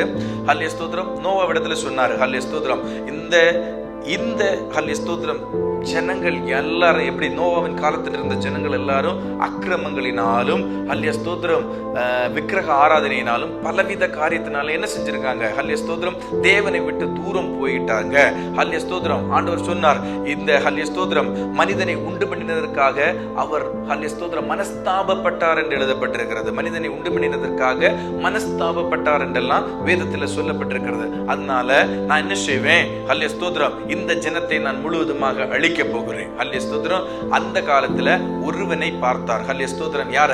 நோவாவை பார்த்தார். ஒரு நல்ல மனிதனாக பார்த்தார். பார்த்து அவர் சொல்லுகிறார், நான் ஹல்லேலூயா ஸ்தோத்திரம் இந்த உலகத்தை நான் என்ன செய்ய போகிறேன்? ஹல்லேலூயா ஸ்தோத்திரம் முழுவதுமாக நான் அழிக்க போகிறேன். இந்த ஜனத்தை எல்லாம் அழிக்க போகிறேன். நீ கொப்பேர் மரத்தினால் உண்டான ஒரு பேழையை உண்டு பண்ணு. அப்படியே நீளம் ஹல்லேலூயா ஸ்தோத்திரம் அகலம், அவனுடைய உயரம், அதை எப்படி செய்ய வேண்டும், எப்படி கீழ் பூச வேண்டும், என்னென்ன ஜோடான ஹல்லேலூயா ஸ்தோத்திரம் விலங்குகளையும் பறவைகளையும் நீ தெரிந்து கொண்டு உள்ளே கொண்டு போக வேண்டும். சகல காரியங்களையும் அங்கே விவரித்து சொன்னதை பார்க்க முடியும். சரி, ஹல்லேலூயா ஸ்தோத்திரம். நோவா ஹல்லேலூயா ஸ்தோத்திரம் இங்க என்ன எழுதப்பட்டிருக்கு? விசுவாசத்தினாலே நோவா தற்காலத்தில் காணாதவைகளை, அதாவது ஆண்டவர் ஒரு எச்சரிப்பை சொல்லுகிறார். நான் இப்படி எல்லாம் செய்ய போகிறேன், அதனால நீயும் உன்னுடைய குடும்பத்தையும் நீ ரட்சித்துக் கொள்ள நீ ஒரு கொப்பேர் மரத்தினாலே ஒரு பேழையை உண்டு பண்ணு என்று. குடும்பத்தை மட்டுமல்ல, தேவன் நீதியுள்ள நியாயாதிபதி. ஹல்லேலூயா ஸ்தோத்திரம். நோவா ஹல்லேலூயா ஸ்தோத்திரம் 300 வருடங்கள் ஏதோ ஹல்லேலூயா ஸ்தோத்திரம் பிரசங்கம் பண்ணினான் என்று ஹல்லேலூயா ஸ்தோத்திரம் பேதுருடைய நிரூபத்தில் நம்ம பார்க்கிறோம். ஹல்லேலூயா ஸ்தோத்திரம். அப்போ தேவன் நீதி உள்ளவர். பிரசங்கம் பண்ண தேவன் ஹல்லேலூயா ஸ்தோத்திரம் அழிவு வருகிறது என்று ஹல்லேலூயா ஸ்தோத்திரம் நோவா எங்கும் சென்று பிரசங்கம் பண்ணின பொழுது ஒருவனும் அதை செவியில் வாங்கவில்லை. அதனால நோவாவும் குடும்பமும் மட்டும்தான் என்ன செய்யப்பட்டார்கள்? ரட்சிக்கப்பட்டார்கள். ஹல்லேலூயா ஸ்தோத்திரம். இப்போ நோவா தற்காலத்தில் காணாதவைகளை, அதாவது நோவாவின் காலத்தில் மழை என்கிற ஒரு சம்பவமே இல்லை. ஹல்லேலூயா ஸ்தோத்திரம். பூமியை முழுவதுமாக நான் என்ன செய்ய போகிறேன்? ஹல்லேலூயா ஸ்தோத்திரம் வெள்ளத்தால் அழிக்க போகிறேன்னு சொல்லும் பொழுது மழை என்கிற ஒரு காரியமே இல்லை. ஹல்லேலூயா ஸ்தோத்திரம். கடல் ஒதுக்கப்பட்டிருக்கிறது, கடல் தனியாக இருக்கிறது, பூமி தனியாக இருக்கிறது. அப்ப எப்படி இது வெள்ளத்தால் அழியும் என்று சந்தேகப்பட்டு ஹல்லேலூயா ஸ்தோத்திரம் நோவா ஹல்லேலூயா ஸ்தோத்திரம் நிற்கல. தேவன் சொன்னதை அப்படியே அனுசரித்தான். ஹல்லேலூயா ஸ்தோத்திரம். அப்படியே கீழ்ப்படிந்து கொப்பேர் மரத்தினாலான பேழையை உண்டு பண்ணினதை பார்க்க முடியும். விசுவாசத்தினாலே தேவ எச்சரிப்பை பெற்று, தேவனிடத்திலிருந்து எச்சரிப்பை பெற்று. ஹல்லேலூயா ஸ்தோத்திரம். தற்காலத்தில் அவன் கண்டானா? இல்ல. அப்ப எல்லாம் எப்படி தெரியுமா? அந்த புல் பூண்டு இதெல்லாம் மரம் செடி குட்டிகள் எல்லாம் எப்படி வளர்கிறது என்றால், பூமியிலிருந்து மூடு பனி இருக்கும் இல்ல, காலையில நம்ம பார்த்தோன்னு ஒரு பனி இருக்கும் இல்ல, இந்த பூமியிலிருந்து மூடு பனி எழும்பிதான் என்ன செய்யும்? ஹல்லேலூயா ஸ்தோத்திரம். இதற்கு இந்த தாவரங்களுக்கு தேவையான, இந்த மரம் செடி கொடிகளுக்கு தேவையான ஹல்லேலூயா ஸ்தோத்திரம் என்ன செய்கிறது? அதற்கு தேவையான தண்ணீர்கள் வருகிறது. மற்றபடி சின்ன ஹல்லேலூயா ஸ்தோத்திரம் தண்ணீர்கள் ஊற்றுகள் இருக்கிறது. ஆனால் பெருவெள்ளம் மழையை ஹல்லேலூயா ஸ்தோத்திரம் பார்த்ததே இல்லை. ஹல்லேலூயா ஸ்தோத்திரம். ஆனால் தேசத்தை ஹல்லேலூயா ஸ்தோத்திரம் பூமியை அவர் நிக்கிரகம் பண்ணும் பொழுது என்ன நடந்தது? வானத்தின் மதகுகள் எல்லாம் திறக்கப்பட்டது. ஆழத்தில், சமுத்திரத்தின் ஆழத்தில் உள்ள மதகுகள் எல்லாம் திறக்கப்பட்டது. வெள்ளம், மழை 40 நாள் இரவும் பகலும் பெய்தது என்றெல்லாம் தான் வேத புஸ்தகத்திலே நாம பார்க்கிறோம். இவை எல்லாவற்றையும் ஒரு நாள் கூட பார்த்ததில்லை. இன்றைக்கு ஒரு சுனாமி வரும் என்று சொன்னால் நாம் நம்புவோம்.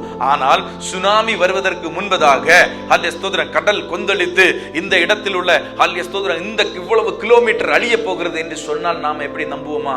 நம்ப மாட்டோம். இன்றைக்கு ஹல்லேலூயா ஸ்தோத்திரம் கடல் கொந்தளிக்கிறது என்றால் ஒரு சின்ன பயம் வரும். முன்னாடி கடல் கொஞ்சம் அலை கொஞ்சம் மேலதாக ஏறி வருகிறது என்றால் பயப்பட மாட்டோம். ஏனென்றால் கடலுக்கு அவ்வளவுதான், கடல் அதிலிருந்து மீறி வராது என்ற ஒரு விசுவாசம். இப்ப பாருங்க, இந்த நோவா தற்காலத்தில் காணாத சகலத்தையும் தேவன் சொன்னார் என்பதற்காக விசுவசித்தான். இங்கே சொல்லப்பட்டிருக்கிறது, விசுவாசத்தினாலே நோவா தற்காலத்திலே காணாதவைகளை குறித்து தேவ எச்சரிப்பு பெற்று பக்தி உள்ளவனாக இருந்தான். இப்ப பயபக்தி உள்ளவனாக மாறிட்டான். ஹல்லேலூயா ஸ்தோத்திரம். இப்ப தேவனுக்கு பயந்து, ஹல்லேலூயா ஸ்தோத்திரம், தேவனுக்கு பயந்து பயபக்தி உள்ளவனாக மாறிவிட்டான். தேவன் ஏன் நோவாவை தெரிந்து கொண்டார் என்றால், தேவன் ஹல்லேலூயா ஸ்தோத்திரம் நோவா அக்காலத்தில் நீதிமானாக கண்டார் என்று ஆதியாகமத்தின் புஸ்தகத்திலே நாம பார்க்க முடியும். அந்த நீதிமானாக கண்டவன் பக்தி உள்ளவனாக இருந்தான். இப்ப தேவனிடத்திலிருந்து வார்த்தை வந்த உடனே பயபக்தி உள்ளவனாக மாறிவிட்டான். பயபக்தி உள்ளவனாக மாறி தன் குடும்பத்தை ரட்சிப்பதற்காக பேழையை உண்டு பண்ணினான் என்று பார்க்கிறோம். ஹல்லேலூயா ஸ்தோத்திரம். அப்படிதாங்க ஹல்லேலூயா ஸ்தோத்திரம். தேவனுடைய எச்சரிப்பு இந்த வேத புஸ்தகத்தில் நமக்கு கொடுக்கப்பட்டிருக்கிறது. இந்த எச்சரிப்புகள் எல்லாவற்றையும் நாம காணவில்லை என்றாலும், தற்காலத்தில் நாம காணவில்லை என்றாலும், ஆனால் இதை விசுவாசிப்பதற்கு அநேக தீர்க்க தரிசன நிறைவேறுதல்கள் நம் கண் முன்பதாக இருக்கிறது. ஹல்லேலூயா ஸ்தோத்திரம். நம்முடைய கண் முன்பதாக அநேக ஹல்லேலூயா ஸ்தோத்திரம் நிறைவேற்றப்பட்ட தீர்க்க தரிசனங்கள் இருக்கிறது. ஹல்லேலூயா கொஞ்சம் தீர்க்க தரிசனங்கள் நிறைவேற வேண்டியது இருக்கிறது. ஹல்லேலூயா ஸ்தோத்திரம். நிறைவேற வேண்டிய கொஞ்சம் தீர்க்க தரிசனங்கள் இருக்கிறது. நம்புவதற்கு நமக்கு ஹல்லேலூயா ஸ்தோத்திரம் அன்றைக்கு நோவாவிற்கு ஒரு நம்புவதற்கு என்று ஹல்லேலூயா ஸ்தோத்திரம் ஒரு அடையாளம் கூட இல்லை. ஒரு அடையாளமே இல்லாத இருந்த இடத்துல ஒரு ஹல்லேலூயா ஸ்தோத்திரம் எக்ஸாம்பிள் இல்ல, ஒரு உதாரணம் இல்ல. இங்க பாருங்க, இந்த வேத புஸ்தகத்துல எடுத்தா அநேக உதாரணங்கள் இருக்கிறது. அநேக நிறைவேற்றப்பட்ட தீர்க்க தரிசனங்கள் அடங்கி இருக்கிறது. அநேக வாக்குத்தத்தங்கள் நிறைவேற்றப்பட்டிருக்கிறது. இருந்தாலும் நம்முடைய விசுவாசம் எந்த அளவு இருக்கிறதுன்னு பாருங்க. ஹல்லேலூயா ஸ்தோத்திரம். நோவா ஹல்லேலூயா ஸ்தோத்திரம் எந்த ஒரு எக்ஸாம்பிளும் இல்ல. நோவாவுக்கு முன்பதாக எதையும் ரெஃபர் பண்ண முடியாது. தேவன் சொன்னது உண்மையா பொய்யா என்று நம்புவதற்கே அவனால முடியாது. அந்த காலகட்டத்திலும் தேவனுடைய வார்த்தையை நம்பினான். ஹல்லேலூயா ஸ்தோத்திரம். அதுதான் விசுவாசம். ஹல்லேலூயா ஸ்தோத்திரம். உலகம் ஹல்லேலூயா ஸ்தோத்திரம் அநேக எவிடன்ஸ் கேட்கும். நான் இதை நம்ப வேண்டும் என்றால் என்ன இருக்கிறது என்று இல்ல. ஹல்லேலூயா ஸ்தோத்திரம். நம்முடைய ஹல்லேலூயா ஸ்தோத்திரம் ஒரே ஆதாரம் வேத புஸ்தகம். ஹல்லேலூயா ஸ்தோத்திரம். இந்த வேத புஸ்தகத்தில் என்ன சொல்லப்பட்டிருக்கிறதோ ஹல்லேலூயா ஸ்தோத்திரம் அவைகள் எல்லாம் ஆம் என்றும் ஆமென் என்றும் இருக்கிறது. ஹல்லேலூயா ஸ்தோத்திரம். அப்போ ஹல்லேலூயா ஸ்தோத்திரம் இதே மாதிரி தாங்க நாம ஒவ்வொரு நாளும் தேவ எச்சரிப்பை பெறுகிறோம். ஹல்லேலூயா ஸ்தோத்திரம். தேவ எச்சரிப்பை பெறுகிறோம். இந்த உலகம் அழிவுக்கு என்று இருக்கிறது. உலகத்தின் முடிவு ஹல்லேலூயா சமீபமாய் இருக்கிறது. ஹல்லேலூயா ஸ்தோத்திரம். அதற்குரிய அடையாளங்கள் தான் நடந்து கொண்டிருக்கிறது. ஹல்லேலூயா ஸ்தோத்திரம். ராஜ்யம் ராஜ்யத்துக்கு விரோதமாக எழும்புகிறது. மனுஷன் மனுஷனுக்கு விரோதமாக எழும்புகிறான். அன்பு தனிந்து போய் கொண்டிருக்கிறது. ஹல்லேலூயா ஸ்தோத்திரம்.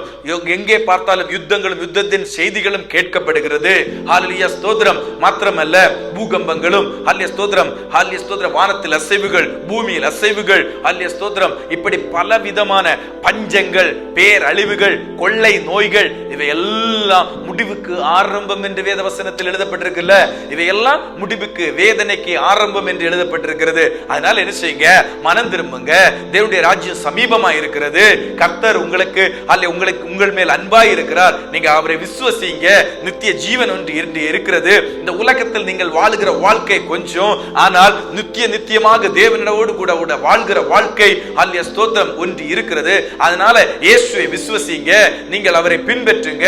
அதனால என்ன செய்யுங்க? ஹல்லேலூயா ஸ்தோத்திரம் மனம் திரும்புங்க என்று சொல்லும் பொழுது ஹல்லேலூயா ஸ்தோத்திரம் அநேக சாட்சிகள் நமக்கு முன்பதாக இந்த வேத புஸ்தகத்திலே இருக்கிறது. ஹல்லேலூயா ஸ்தோத்திரம். இவை எல்லாவற்றையும் கேட்டும் கூட நாம் மனம் திரும்பவில்லை என்றால் நம்மை ரட்சிக்கத்தக்க வேறு ஹல்லேலூயா ஸ்தோத்திரம் ஹல்லேலூயா ஸ்தோத்திரம் வழி ஒன்றும் இல்லை. ஹல்லேலூயா ஸ்தோத்திரம். ஒன்றுமே இல்லாதிருந்த காலத்தில் நோவா விசுவாசித்தான். ஹல்லேலூயா ஸ்தோத்திரம். அதாங்க விசுவாசம். அதுதான் கிறிஸ்டியன் ஃபெய்த் என்று நம்ம சொல்லப்படுகிறது. ஹல்லேலூயா ஸ்தோத்திரம். ஹல்லேலூயா ஸ்தோத்திரம். இப்போ பிரைஸ் தி லார்ட். ஹல்லேலூயா ஸ்தோத்திரம். ஹல்லேலூயா. அநேகர் ஹல்லேலூயா ஸ்தோத்திரம் சொல்லுகிறார்கள், பிரசங்கிக்கிறார்கள் என்பதற்காக எல்லாம் விசுவாசிக்க விட முடியாது. எப்பதெல்லாம் எப்படி விசுவாசிக்க முடியும்? விசுவாசிக்க வேண்டாங்க. ஹல்லேலூயா ஸ்தோத்திரம். நம்முடைய விசுவாசம் foundation of faith is God's word. Hallelujah ஸ்தோத்திரம். நமக்கு கொடுக்கப்பட்ட பிரமாணம் ஹல்லேலூயா ஸ்தோத்திரம் இந்த வேத வசனம். ஹல்லேலூயா ஸ்தோத்திரம். வேத வசனத்தில் எல்லாமே இருக்கிறதா என்று கேட்டால் ஹல்லேலூயா ஸ்தோத்திரம் சகலதும் இருக்கிறதா என்று கேட்டால் ஹல்லேலூயா ஸ்தோத்திரம். ஹல்லேலூயா ஸ்தோத்திரம். அப்படிப்பட்ட ஹல்லேலூயா ஸ்தோத்திரம் குதர்க்கமான கேள்விகளுக்கு எல்லாம் பதில் சொல்ல முடியாது. நித்திய ஜீவனுக்குரிய ஹல்லேலூயா ஸ்தோத்திரம் ஒரு மனிதனுடைய பாவ அடிமைத்தன வாழ்க்கையிலிருந்து விடுவிக்கப்பட்டு தேவனோடு கூட சேருகிறதற்கு அவனுடைய வாழ்க்கைக்கு தேவையான சகலமும் இந்த வேத புஸ்தகத்திலே எழுதப்பட்டிருக்கிறது. வேத புஸ்தகத்திலே எழுதப்பட்டிருக்கிறது. ஹல்லேலூயா ஸ்தோத்திரம். பாருங்க, சம்திங் ஹைடட். ஹல்லேலூயா ஸ்தோத்திரம். சம்திங் ஹைடட் என்ற வேத புஸ்தகத்துல சிலவைகள் மறைக்கப்பட்டிருக்கிறது. அது தேவனுக்குரியது. ஹல்லேலூயா ஸ்தோத்திரம். அதுல யாரும் போய் கேள்வி கேட்க முடியாது. ஒரு வசனத்தை வாசிங்க. உபாகமத்தின் புஸ்தகம் 29ஆம் அதிகாரம் 29ஆம் வசனம். உபாகமம் 29:29, 262ஆம் பக்கம். மறைவானவைகள் தேவனுடைய கர்த்தருக்கே உரியவைகள். நம்முடைய தேவனாகிய கர்த்தருக்கே உரியவைகள். அதாவது மறைவானவைகள் தேவனுக்கு உரியவைகள். அடுத்தது வெளிப்படுத்தப்பட்டவைகளோ இந்த நியாயப்பிரமாணத்தின் வார்த்தைகளின் படியெல்லாம் செய்யும்படிக்கு நமக்கும் நம்முடைய பிள்ளைகளுக்கும் என்றென்றைக்கும் உரியது. எவர்லாஸ்டிங், என்றென்றைக்கும் உரியது. அப்ப அதுல அங்கே எழுதப்பட்டிருக்கிறது. நம்ம ஒரு டிபேட்டுக்காக, ஹல்லேலூயா ஸ்தோத்திரம், வாதத்திற்காக நம்ம கேட்கலாம் இல்ல, ஹல்லேலூயா இது எழுதியிருக்கா, இதை பத்தி எழுதியிருக்கா, இதை பத்தி எழுதியிருக்கா. ஹல்லேலூயா ஸ்தோத்திரம். இவங்க கூட நம்ம வாதிடுவதற்கு அல்ல நாம் அழைக்கப்பட்டிருக்கிறது. ஹல்லேலூயா ஸ்தோத்திரம். விசுவாசம். ஹல்லேலூயா ஸ்தோத்திரம். எதன் மேல் உள்ள விசுவாசம்? ஹல்லேலூயா ஸ்தோத்திரம்.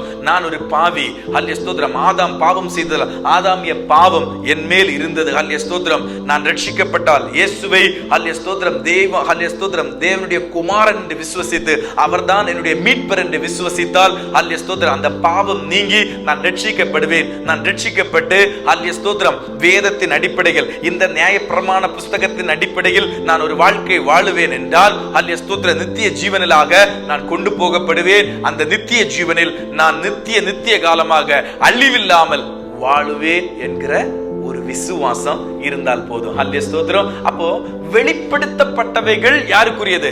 நமக்கும் நம்முடைய பிள்ளைகளுக்கும் நித்திய காலமாக, ஹல்லேலூயா ஸ்தோத்திரம், என்றென்றைக்கும் கை கொள்வதற்குரியது. ஹல்லேலூயா ஸ்தோத்திரம். வெளிப்படுத்தப்பட்ட இந்த வேத புஸ்தகத்தில் உள்ள வார்த்தைகள் யாவும், ஹல்லேலூயா ஸ்தோத்திரம், நமக்கும் நம்முடைய தலைமுறைகளுக்கும் நம்முடைய பின்வரும் பிள்ளைகளுக்கும், ஹல்லேலூயா ஸ்தோத்திரம், என்றென்றைக்கும் அதற்கு கீழ்ப்படிந்து நடக்க வேண்டியதற்காக நமக்கு கொடுக்கப்பட்டிருக்கிறது.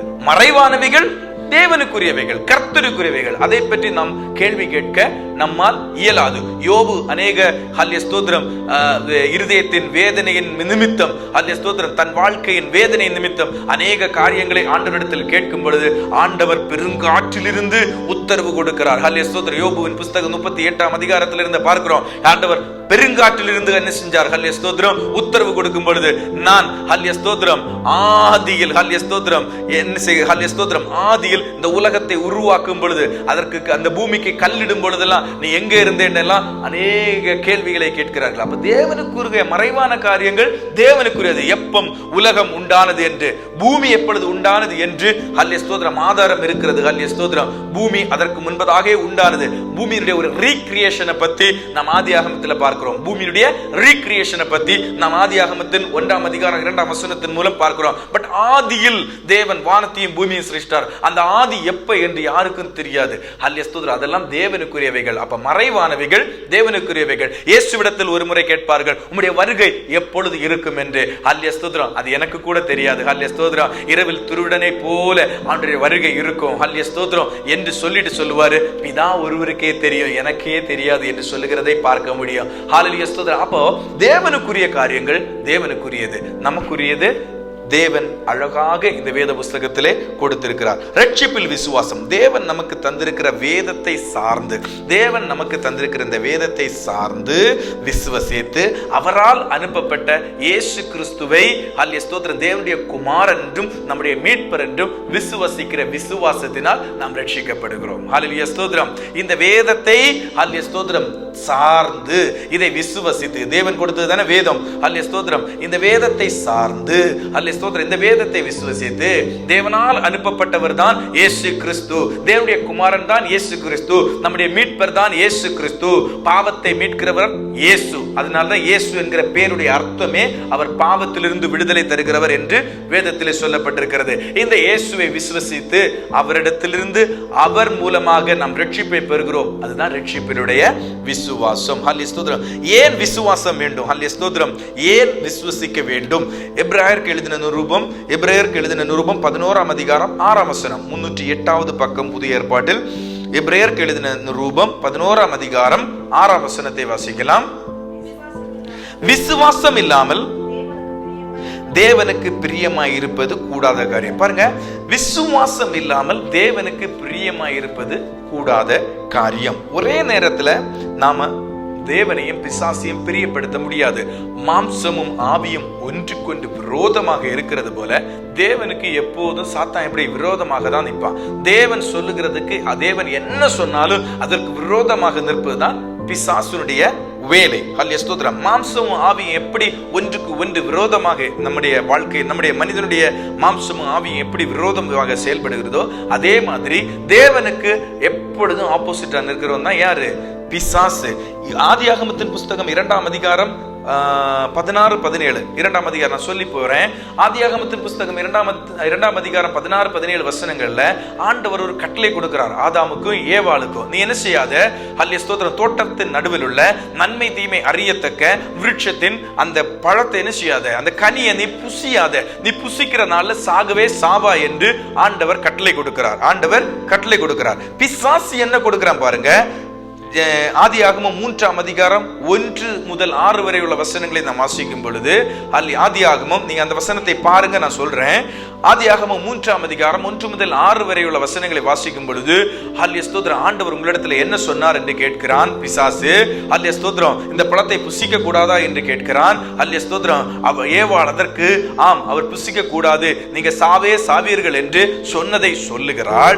சொல்லும் பொழுது, இல்ல, நீங்கள் இதை சாப்பிடும் நாளில் தேவனை போல ஆவீர்கள் என்று சாத்தான் சொல்லுகிறான். தேவன் என்ன சொன்னார்? இதை சாப்பிடும் நாளில் நீங்கள் சாகவே சாவீர்கள் என்று சொல்லுகிறார். ஹல்லேலூயா ஸ்தோத்திரம். இங்கே பிசாசு என்ன சொல்கிறான்? இதை சாப்பிடும் நாளில் ஹல்லேலூயா ஸ்தோத்திரம் நீங்கள் தேவனை போல மாறுவீர்கள் என்று சொல்லுதை பாருங்க. அப்ப பாருங்க, ஹல்லேலூயா ஸ்தோத்திரம், ஹல்லேலூயா ஸ்தோத்திரம், தேவனுக்கும் சாத்தானுக்கும் நம்ம ஒரே நேரத்துல பிரியமா இருக்க முடியாது. தேவனுக்கு பிரியமா இருந்தார்கள் சாத்தான் என்றாகிறது வரைக்கும். ஹல்லேலூயா ஸ்தோத்திரம். சாத்தான் என்றான பிறகு ஹல்லேலூயா ஸ்தோத்திரம் தேவன் சொன்னதை அவிவிசுவாசித்து இந்த சாத்தான் சொன்னதை விசுவாசித்து அந்த பழத்தை புசித்தார்கள். ஹல்லேலூயா ஸ்தோத்திரம், அந்த கனியை புசித்தார்கள். அப்போ ஹல்லேலூயா ஸ்தோத்திரம், அன்றும் இன்றும் என்னைக்குமே ஹல்லேலூயா ஸ்தோத்திரம் பிசாசு தான். ஹல்லேலூயா ஸ்தோத்திரம். அது சின்னதாக இருந்தாலும், மீடியமாக இருந்தாலும், பெருசாக இருந்தாலும் பிசாசு தான். அவன் பொய்யனும், ஹல்லேலூயா ஸ்தோத்திரம், பொய்க்கு பிதாவும் என்று எழுதப்பட்டிருக்கிறது. அவன் பொய்யனும் பொய்க்கு பிதாவும் என்று எழுதப்பட்டிருக்கிறது. அன்றைக்கு இன்றைக்கு ஆண்டவர் எதை சொல்லுகிறார் அதற்கு நேர எதிர்மறையாக தான் சொல்லுகிறார். வேத வசனத்தில் என்ன சொல்லப்பட்டிருக்கு அதற்கு நேர எதிர்மறையாகத்தான் சொல்லுவான். அப்ப நீங்க பார்த்துக்கணும், வேத புஸ்தகத்திற்கு எதிராக பிரசங்கிக்கிற காரியம் கூட பிசாசினால் வருகிறது தான். ஹல்லேலூயா ஸ்தோத்திரம். வேத புஸ்தகத்தில் என்ன எழுதப்பட்டிருக்கிறதோ அதை நாம் கவனித்து பார்க்க வேண்டும். பெரோவா பட்டண ஜனங்கள் போல எதை பிரசங்கித்தார்கள், இன்றைக்கு எதை நாம் கேட்டோம் என்று நாம் மீண்டும் ஆராய்ந்து பார்க்க வேண்டும். வேத புஸ்தகத்தில் அப்படி எழுதப்பட்டிருக்கிறதா என்று நாம் மீண்டும் மீண்டும் அதை தியானிக்க வேண்டும். ஹல்லேலூயா ஸ்தோத்திரம், ஹல்லேலூயா ஸ்தோத்திரம். அடுத்தது ஹல்லேலூயா ஸ்தோத்திரம், விசுவாசம் இல்லாமல் தேவனுக்கு பிரியமாயிருப்பது கூடாத காரியம். ஹல்லேலூயா ஸ்தோத்திரம். அப்ப பாருங்க, ஹல்லேலூயா, தேவன் சொன்ன வார்த்தைக்கு கீழ்ப்படியாமல், விசுவாசியாமல், பிசாசு சொன்னதற்கு கீழ்ப்படிந்த பொழுது தேவனுக்கு பிரியமாயிருக்க முடிந்ததா? இல்ல. ஏதேன் தோட்டத்திலிருந்து என்ன செய்யப்பட்டார்கள்? புறம்பே தள்ளப்பட்டார்கள். ஏனால் ஹல்லேலூயா ஸ்தோத்திரம், அவர்கள் தேவனுடைய வார்த்தையை அவிவிசுவாசித்தார்கள். அவர் சொன்னதை நம்பாமல் பிசாசு சொன்னதை நம்பினார்கள். அப்ப விசுவாசம் இல்லாமல் தேவனுக்கு பிரியமா இருக்க முடியாது. நம்முடைய வாழ்க்கையிலும் ஆண்டவருக்கு பிரியமா இருக்கணும்னா அவரை நாம் விசுவசிக்கணும். உலகம் சொல்லுவதை அல்ல, சுற்றிலும் இருக்கிற பலரும் சொல்லுவதை அல்ல, தேவன் சொல்லுகிறதை நாம் விசுவசிக்க வேண்டும். தேவனுடைய வார்த்தை சொல்லுகிறதை நாம் விசுவசிக்க வேண்டும். ஹல்லேலூயா ஸ்தோத்திரம். அடுத்தது நேச்சர் ஆஃப் ஃபெய்த். ஹல்லேலூயா ஸ்தோத்திரம். விசுவாசம் ஹல்லேலூயா ஸ்தோத்திரம் எப்படி வருகிறது? ஹல்லேலூயா ஸ்தோத்திரம். நேச்சர் ஆஃப் ஃபெய்த், விசுவாசத்தின் குணம் எப்படி இருக்கும்? Intellectual faith. ஹல்லேலூயா ஸ்தோத்திரம். Faith from the heart. Intellectual ஃபெய்த்னா சாதாரண அறிவுங்க. வேதத்தை வாசித்து ஹல்லேலூயா ஸ்தோத்திரம், வேதத்தில் உள்ள ஹல்லேலூயா ஸ்தோத்திரம், இந்த இயேசு கிறிஸ்து எப்படி பிறந்தார், இயேசு கிறிஸ்துடைய அற்புத அடையாளங்களை எல்லாம் வாசித்து ஒரு அறிவை நம்ம கேதர் பண்றோம் இல்ல, ஒரு அறிவை நம்ம கேதர் பண்ணும்போது ஹல்லேலூயா வருகிற ஒரு விசுவாசம். அந்த விசுவாசம் ஹல்லேலூயா ஸ்தோத்திரம் ஹல்லேலூயா ஸ்தோத்திரம். ரட்சிப்புக்கு ஏதுவாக வேண்டும் என்றில்லை, அது ஒரு அறிவினால் வருகிற விசுவாசம். வேதத்தை வாசித்து வேதத்தை தியானிக்கிறதுனால அறிவினால் வருகிற விசுவாசம். ஆனா ஒன்றை இருதயத்தில் நம்ம பதிய வைத்தேன், அதுதான் ஹல்லேலூயா ஸ்தோத்திரம், அந்த விசுவாசம் தான் ரட்சிப்புக்குரிய விசுவாசம். அதற்குரிய ஒரு வசனத்தை வாசிங்க. யோவான் எழுதின சுவிசேஷம் 1ஆம் அதிகாரம் 12ஆம் வசனம், 124ஆம் பக்கம். யோவான் எழுதின சுவிசேஷம் 12ஆம் வசனம்.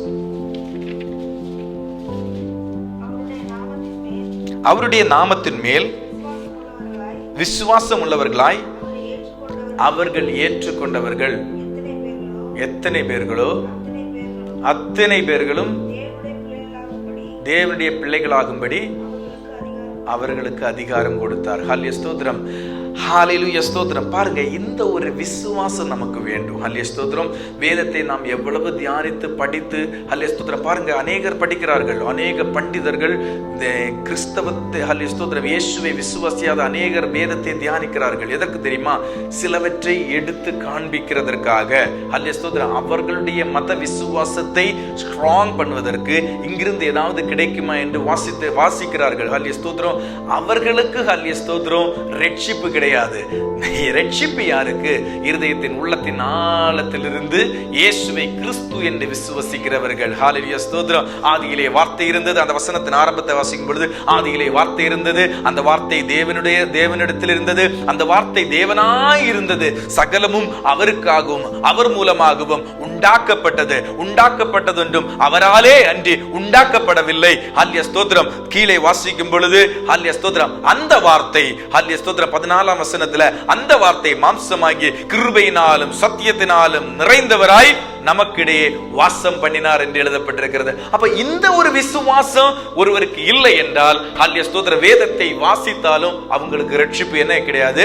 ஹல்லேலூயா ஸ்தோத்திரம். இதை குறை கண்டுபிடிக்க வாசித்தவர்கள் அநேகர் ரட்சிக்கப்பட்டார்கள், அது வேற விஷயம். ஹல்லேலூயா ஸ்தோத்திரம். இதிலிருந்து ஏதாவது குறை கண்டுபிடிக்க முடியுமா என்று அநேகர் இதை வாசித்தார்கள், பரிசோதித்து பார்த்தார்கள். இதை வாசிக்கும் பொழுது எதை நம்பிக்கையாக வைத்திருந்தார்களோ அதை தூக்கி போட்டுவிட்டு இதை ஹல்லேலூயா ஸ்தோத்திரம் விசுவாசித்து ஏற்றுக்கொண்டு ஹல்லேலூயா ஸ்தோத்திரம் இந்த இயேசுவை பின்பற்றின அநேக சாட்சிகள் இருக்கிறது.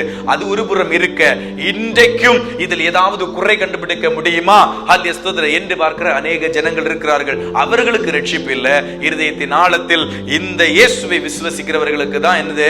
ஹல்லேலூயா ஸ்தோத்திரம் ரட்சிப்பு கிடைக்கிறது என்பதை குறித்து நாம பார்க்கிறோம். ஹல்லேலூயா ஸ்தோத்திரம். அடுத்தது சோர்ஸ் ஆஃப் ஃபெய்த். ஹல்லேலூயா ஸ்தோத்திரம், விசுவாசத்தின் ஆரம்பம். எப்படி விசுவாசம் நமக்கு வருகிறது? ஹல்லேலூயா ஸ்தோத்திரம். வேகமாக பார்க்கலாம். ரோமருக்கு எழுதின நிருபம் 12ஆம் அதிகாரம் 3ஆம் வசனத்தை வாசிங்க. அல்லாமலும் எனக்கு அருளப்பட்ட கிருபையினாலே நான் சொல்லுகிறதாவது, உங்களில் எவனானாலும் தன்னை கொடுத்து எண்ண வேண்டியதற்கு மிஞ்சி எண்ணாமல் அவன் அவனுக்கு தேவன் பகிர்ந்த, அந்த வார்த்தையை பார்க்கணும், அவன் அவனுக்கு தேவன் பகிர்ந்த விசுவாச அளவு. அப்ப இது அந்த போதும் பாருங்க, சோர்ஸ் ஆஃப் ஃபெய்த். அவன் அவனுக்கு தேவன் அளந்திருக்கிறார் விசுவாசத்தை. ஹல்லேலூயா ஸ்தோத்திரம். தேவன், பிதாவாகிய தேவன், இந்த இடத்துல யாருக்கு எப்படி இருக்கு? பிதாவாகிய தேவன் அவனவனுக்கு விசுவாசத்தை பகிர்ந்து கொடுத்திருக்கிறார். எனக்கும் உங்களுக்கு விசுவாசத்தை பகிர்ந்து தந்திருக்கிறார் பிதாவாகிய தேவன். அடுத்தது God the Son, இயேசு கிறிஸ்து. எபிரேயருக்கு எழுதின நிருபம் 12ஆம் அதிகாரம் 1ஆம் வசனம்.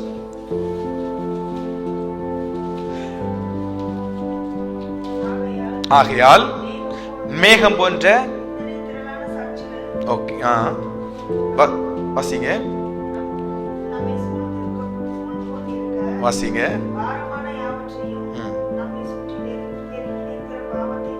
தள்ளிவிட்டு விசுவாசத்தை துவக்குகிறவரும் முடிக்கிறவருமாய் இருக்கிற இயேசுவை நோக்கி. நம்முடைய வாழ்க்கையில விசுவாசத்தை துவக்கி வைக்கிறது யாரு? இயேசுவை தானே விசுவாசிக்கிற ஆரம்பிக்கிறோம். ஹல்லேலூயா, விசுவாசத்தின் ஆரம்பம் பிதாவாகிய தேவன் அவனவனுக்கு அளந்து கொடுத்த, ஹல்லேலூயா ஸ்தோத்திரம், விசுவாசத்தின் அளவுபடியே பகிர்ந்து கொடுத்த, ஹல்லேலூயா ஸ்தோத்திரம், விசுவாச அளவு, விசுவாச துவக்கிறவரும் முடிக்கிறவருமாகிய இயேசு கிறிஸ்துவை நோக்கி. ஹல்லேலூயா ஸ்தோத்திரம். இயேசு கிறிஸ்துவை, விசுவாசத்தை துவக்குகிறவர் அவர்தான். ஹல்லேலூயா ஸ்தோத்திரம். அந்த விசுவாசத்தின் முடிவை தருகிறவரும் இயேசுவே. அடுத்தது ஹல்லேலூயா ஸ்தோத்திரம், பரிசுத்த ஆவியானவர். கலாத்தியர் கலாத்தியருக்கு எழுதின நிருபம் 5ஆம் அதிகாரத்துல நம்ம பார்க்கிறோம். ஆவியின் கனியோ அன்பு, சந்தோஷம், சமாதானம், நீடிய பொறுமை. இப்படி பார்க்கும் பொழுது ஃபைனலி சொல்லப்படுகிற ஆவியின் கனி என்ன தெரியுமா? விசுவாசம். அப்ப பரிசுத்த ஆவியானவரும் நம்ம இடத்துல என்ன செய்கிறார்? விசுவாசத்தை போடுகிறார். பிதாவாகிய தேவன் விசுவாசத்தை போடுகிறார், அல்லேலூயா ஸ்தோத்திரம், பகிர்ந்து தருகிறார். குமாரனாகிய கிறிஸ்து விசுவாசத்தை துவக்குகிறவரும் முடிக்கிறவருமாய் இருக்கிறார். பரிசுத்த ஆவியானவர் நம்மேல் விசுவாசம் என்னும் ஆவியின் கனியை தருகிறார். ஹல்லேலூயா ஸ்தோத்திரம். 3 விதமாக பிதா, குமாரன், பரிசுத்த ஆவியானவர் விசுவாசத்தில் கொடுக்கிற பங்கை நாம் இங்க பார்த்தோம். ஹல்லேலூயா ஸ்தோத்திரம். விசுவாசத்தில் கொடுக்கிற பங்கை நம்ம பார்த்தோம். ஹல்லேலூயா ஸ்தோத்திரம். இது ஹல்லேலூயா ஸ்தோத்திரம் டிவைன், தேவனுடைய தெய்வீக பகுதி என்று சொல்லலாம். இனி மனிதனுடைய பகுதி என்ன தெரியுமா? ஹல்லேலூயா ஸ்தோத்திரம். விசுவாசம் என்பது ஹல்லேலூயா ஸ்தோத்திரம். ஹல்லேலூயா வாசிங்க. ரோமருக்கு எழுதின நிருபம் 10ஆம் அதிகாரம் 17ஆம் வசனம். விசுவாசம் ஆதலால் விசுவாசம் கேள்வியினாலே வரும், கேள்வி தேவனுடைய வசனத்தினாலே வரும். பாருங்க, விசுவாசம் கேள்வினால். இந்த கேள்வியை நீங்க நாம் ஆரம்பத்துல நினைச்சது மாதிரி நீங்களும் நினைக்க கூடாது. இந்த கேள்வி கொஸ்டின் கேட்கிற கேள்வி இல்லை, கேட்கிறது, ஹியரிங். ஹல்லேலூயா ஸ்தோத்திரம். விசுவாசம் கேட்கறதுனால வரும். என்ன கேட்கறதுனால வரும்? தேவனுடைய வார்த்தையை கேட்கிறதுனால வரும். ஹல்லேலூயா ஸ்தோத்திரம். விசுவாசம் எப்படி வரும்? தேவனுடைய வார்த்தையை கேட்கிறதுனால வரும். ஹல்லேலூயா ஸ்தோத்திரம். விசுவாசம் கேள்வினாலும், கேள்வி ஹல்லேலூயா ஸ்தோத்திரம் ஹியரிங் ஹல்லேலூயா ஸ்தோத்திரம் from the word of God. ஹல்லேலூயா ஸ்தோத்திரம். அப்போ விசுவாசம், நம்முடைய ஒரு மனிதனுடைய விசுவாசம் ஹல்லேலூயா ஸ்தோத்திரம், ஹல்லேலூயா ஸ்தோத்திரம், உலக தோற்றத்திற்கு முன்பதாகவே நான் அவனை தெரிந்து கொண்டேன் என்று சொல்லுகிறார்ல, ஹல்லேலூயா ஸ்தோத்திரம். அந்த தெரிந்து கொள்ளுதல்ல பிதாவாகிய தேவன் பகிர்ந்து கொடுத்த விசுவாசம் இருக்கிறது. ஹல்லேலூயா ஸ்தோத்திரம். இயேசுவானவர் ஹல்லேலூயா விசுவாசத்தை துவக்கி முடிக்கிற காரியம் இருக்கிறது. விசுவாசத்தை துவக்கி வைக்கிறவர் இயேசுவானவராக இருக்கிறார். அதை முடிக்கிறவரும் அவரே. அடுத்தது பரிசுத்த ஆவியானவர் ஆவியின் கனிகளில் ஒன்றாகிய விசுவாசத்தை நமக்குள்ளதாக வைத்தார். ஹல்லேலூயா ஸ்தோத்திரம். அவர் தெரிந்து கொண்டதில் வைத்தார். இனி மனிதன் நாம செய்கிறது என்ன தெரியுமா? கர்த்தருடைய வார்த்தையை கேட்கிறதுனால நம்முடைய என்ன செய்கிறது? நமக்கு விசுவாசம் வருகிறது. அப்ப விசுவாசம் கேட்க கேட்க கேட்க கேட்க நம்ம படிக்க படிக்க அறிவு பெறுகிறது போல, ஆண்டவருடைய வார்த்தையை கேட்க கேட்க கேட்க விசுவாசம் பெருகும். ஹல்லேலூயா ஸ்தோத்திரம். நம்ம ஹல்லேலூயா ஸ்தோத்திரம் சிறு வயதிலிருந்தே படிக்க படிக்க நமக்கு அறிவு பெறுகிறது. ஹல்லேலூயா ஸ்தோத்திரம். அறிவு பெருகுகிறது. அதே மாதிரி ஆண்டவருடைய வார்த்தையை கேட்க கேட்க, படிக்க படிக்க, தியானிக்க தியானிக்க விசுவாசம் பெருகும். ஹல்லேலூயா ஸ்தோத்திரம். கடைசியாக இந்த விசுவாசத்தினால் என்ன சம்பவிக்கிறது, அதனுடைய நன்மைகள் என்ன என்ன என்று வேகமாக பார்த்து முடிக்கலாம். 5-10 மினிட். ஹல்லேலூயா ஸ்தோத்திரம். விசுவாசத்தினால் கிடைக்கக்கூடிய நன்மைகள் வேகமாக வாசிங்க. எபேசியர் 2ஆம் அதிகாரம் 8ஆம் வசனம்.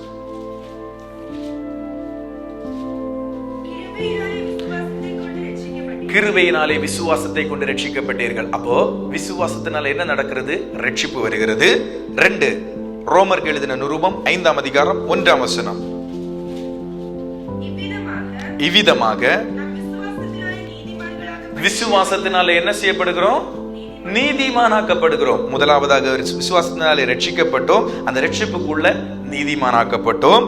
அடுத்தது யோவான் எழுதின சுவிசேஷம் 1:12 இயேசு கிறிஸ்துவை நாம ஹல்லேலூயா ஸ்தோத்திரம் என்ன செஞ்சோம்? அவருடைய நாமத்தின் மேல் விசுவாசம் உள்ளவர்களாகி அவரை ஏற்றுக்கொண்டவர்கள் எத்தனை பேர்களோ அத்தனை பேர்களும் பிள்ளைகளாகும்படிக்கு. ஹல்லேலூயா ஸ்தோத்திரம். இயேசுவை விசுவசிப்பதனால் என்ன செய்யப்படுகிறோம்? நாம் பிள்ளைகளாக மாற்றப்படுகிறோம். becoming the children of God. அடுத்தது ஹல்லேலூயா ஸ்தோத்திரம். தேவன் என்ன செய்கிறார்? 1 பேதுருவின் புஸ்தகம் 1ஆம் அதிகாரம் 5ஆம் வசனத்தை வாசிங்க. 1 பேதுருவின் புஸ்தகம் கடைசி காலத்திலே வெளிப்பட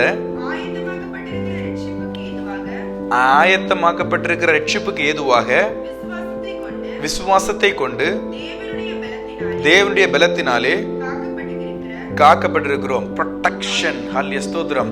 நமக்கு என்ன செய்கிறது? ஒரு பாதுகாப்பு. கடைசி காலத்தில் வெளிப்பட வேண்டிய ரட்சிப்பு. ஹல்லேலூயா ஸ்தோத்திரம். பூர்த்தீகரிக்க வேண்டிய ரட்சிப்புக்காக இந்த விசுவாசத்தை கொண்டு நாம் என்ன செய்யப்படுகிறோம்? காக்கப்பட்டிருக்கிறோம். ஹல்லேலூயா ஸ்தோத்திரம். அப்போ சால்வேஷன், அந்த ரட்சிப்பு பூரணப்படுத்துவதற்கு விசுவாசம். கடைசி காலத்தில் வெளிப்பட வேண்டியது என்னது? ஹல்லேலூயா ஸ்தோத்திரம். ஆண்டவராகிய இயேசு கிறிஸ்துவின் வருகையில் நாம் காணப்படுவதற்கு, அந்த ரட்சிப்பு ஹல்லேலூயா ஸ்தோத்திரம் முழுமை அடைவதற்கு இந்த விசுவாசம் என்ன செய்யப்படுகிறது? நம்மை காக்கிறது. ஹல்லேலூயா ஸ்தோத்திரம். அடுத்தது எபிரேயருக்கு எழுதின நிருபம் 4ஆம் அதிகாரம் 1 முதல் 3 வரை உள்ள வசனம். ஆனபடியினாலே அவருடைய இளைப்பாறுதலில் பிரவேசிப்பதற்கு ஏதுவான வாக்குத்தத்தம் நமக்கு உண்டாயிருக்க உங்களில் ஒருவனும் அதை அடையாமல் பின்வாங்கி போனவனாக காணப்படாதபடிக்கு பயந்திருக்க கடவோம். ஏனெனில் சுவிசேஷம் அவர்களுக்கு அறிவிக்கப்பட்டது போல நமக்கும் அறிவிக்கப்பட்டது. கேட்டவர்கள் விசுவாசம் இல்லாமல் கேட்டபடியினால் அவர்கள் கேட்ட வசனம் அவர்களுக்கு பிரயோஜனப்படவில்லை. பாருங்க, ஹல்லேலூயா ஸ்தோத்திரம். கேட்ட வசனத்தை விசுவாசிக்காதனால் அவங்களுக்கு பிரயோஜனப்படல. நாம கேட்ட வசனத்தை விசுவாசிப்போம் என்றால் இளைப்பாறுதலில் பிரவேசிக்க அது ஏதுவாக தீரும். ஹல்லேலூயா ஸ்தோத்திரம். இவ்வுலக வாழ்க்கை அல்ல வாழ்க்கை. நாம் நித்திய காலமாக இயேசுவோடு கூட இளைப்பாறுதலில் பிரவேசிக்க வேண்டும். ஹல்லேலூயா ஸ்தோத்திரம். முன்னோர்கள் விசுவாசியாமல் போனதுனால, கேட்ட வார்த்தையை விசுவாசிக்காமல் போனதால அவங்களுக்கு அதில் பிரவேசிக்க இயலவில்லை. நாம் என்ன செய்ய வேண்டும்? விசுவாசத்தினாலே இளைப்பாறுதல் வருகிறது. ஹல்லேலூயா ஸ்தோத்திரம். கடைசியாக ஹல்லேலூயா ஸ்தோத்திரம், கடுகு விதை அளவு உங்களுக்கு விசுவாசம் இருக்கும் என்றால் இந்த மலையை பார்த்து பெயர்ந்து போ என்று சொன்னால் அது பெயர்ந்து போகும். ஹல்லேலூயா ஸ்தோத்திரம். கடுகு, என்னுடைய பாஷையில சொன்னா கடுகுக்குள்ள ஹல்லேலூயா ஸ்தோத்திரம் வேற எந்த விதையை எடுத்தாலும் உள்ள வெற்றிடம் இருக்கும். கடுகு என்பது ஒரு சிறியது. ஹல்லேலூயா ஸ்தோத்திரம். உள்ள என்ன இல்லை? வெற்றிடம் என்பதே இல்லை. அப்போ ஒரு சின்ன விசுவாசம், சந்தேகம் இல்லாமல், ஹல்லேலூயா ஸ்தோத்திரம் குறைவில்லாமல், பலகீனம் இல்லாமல் ஒரு சின்ன விசுவாசத்தினால் கூட ஹல்லேலூயா ஸ்தோத்திரம் நாம் ஒரு சின்ன விசுவாசத்தினால் ஹல்லேலூயா ஸ்தோத்திரம் எடுத்து வைக்கிற ஒரு ஸ்டெப் ஆண்டவர் அதை கனப்படுத்துகிறார். ஹல்லேலூயா ஸ்தோத்திரம். இந்த மலையை பார்த்து பேர்ந்து போ என்று சொன்னால் அது அப்படியே ஆகும் என்று சொல்லப்பட்டிருக்கிறது. அப்ப விசுவாசத்தினாலே ஹல்லேலூயா ஸ்தோத்திரம் சகலமும் ஹல்லேலூயா ஸ்தோத்திரம் என்ன ஆகும்? ஹல்லேலூயா ஸ்தோத்திரம் சாத்தியமாகும். ஹல்லேலூயா ஸ்தோத்திரம். இயேசு கிறிஸ்துவில் உள்ள விசுவாசத்தில் நாம் என்ன செய்ய வேண்டும்? நாளுக்கு நாள் வளர வேண்டும். நாளுக்கு நாள் நாம் வளர வேண்டும் என்றால் ஹல்லேலூயா ஸ்தோத்திரம் என்ன செய்ய வேண்டும்? நாளுக்கு நாள் நாம் வளர வேண்டும் என்றால் ஆண்டவரோடு கூட என்ன செய்ய வேண்டும்? ஹல்லேலூயா ஸ்தோத்திரம். ஒவ்வொரு நாளும் இந்த வசனத்தை நாம் ஹல்லேலூயா ஸ்தோத்திரம் உள்வாங்கி இதை தியானித்து இதை நாம் என்ன செய்ய வேண்டும்? ஹல்லேலூயா ஸ்தோத்திரம். ஹல்லேலூயா ஸ்தோத்திரம். இதை உட்கொண்டு நாம் நம்முடைய வாழ்க்கையை தொடர்ந்து செல்லும் பொழுது அது ஹல்லேலூயா ஸ்தோத்திரம் நாளுக்கு நாள் விசுவாசம் நமக்கு அதிகமாகும். ஹல்லேலூயா ஸ்தோத்திரம் கிருபை அதிகமாகும். ஆண்டவருடைய இரக்கம் அதிகமாகும். ஆண்டவருடைய அன்பு ஹல்லேலூயா ஸ்தோத்திரம் இன்னும் அதிகமாகும். ஆண்டவரோடு கூட உள்ள உறவு இன்னும் அதிகமாகும். ஹல்லேலூயா ஸ்தோத்திரம். அப்ப இந்த வார்த்தை ஹல்லேலூயா ஸ்தோத்திரம் அனுதினமும் நாம் தியானிப்போம். அனுதினமும் இதை கேட்போம். எவ்விதத்திலாவது ஹல்லேலூயா ஸ்தோத்திரம் ஹல்லேலூயா நேரம் கிடைக்கும் பொழுது இதை நாம் வாசித்து பெற்றுக்கொள்ளலாம், தியானித்து பெற்றுக்கொள்ளலாம். ஹல்லேலூயா ஸ்தோத்திரம். மற்ற நேரங்களில் ஹல்லேலூயா ஸ்தோத்திரம் நாம் அநேக நல்ல செய்திகள் ஹல்லேலூயா ஸ்தோத்திரம் இந்த காலத்தில் அவைலபிளா இருக்குது. அந்த செய்திகளை கேட்டு நாம் பலனடைவோம். ஹல்லேலூயா ஸ்தோத்திரம். அநேக நல்ல தேவதாசர்கள் ஹல்லேலூயா ஸ்தோத்திரம் போதகர்கள் அருமையான வசனங்களை போதிக்கிறார்கள். அவைகளை கேட்டு நாம் பலப்படுவோம். ஹல்லேலூயா ஸ்தோத்திரம். அதை பரிசோதித்து பார்ப்போம். ஹல்லேலூயா ஸ்தோத்திரம். நம்முடைய வாழ்க்கையை நாம் நாளுக்கு நாள் மெருகேற்றுவோம். கர்த்தரோடு கூட ஹல்லேலூயா ஸ்தோத்திரம் உறவில் நாம் மேம்படுவோம். கர்த்தர் தாமே இந்த வார்த்தையினாலே நாம் ஒவ்வொருவரையும் ஆசீர்வதிப்பாராக. ஆமென், ஆமென், ஆமென்.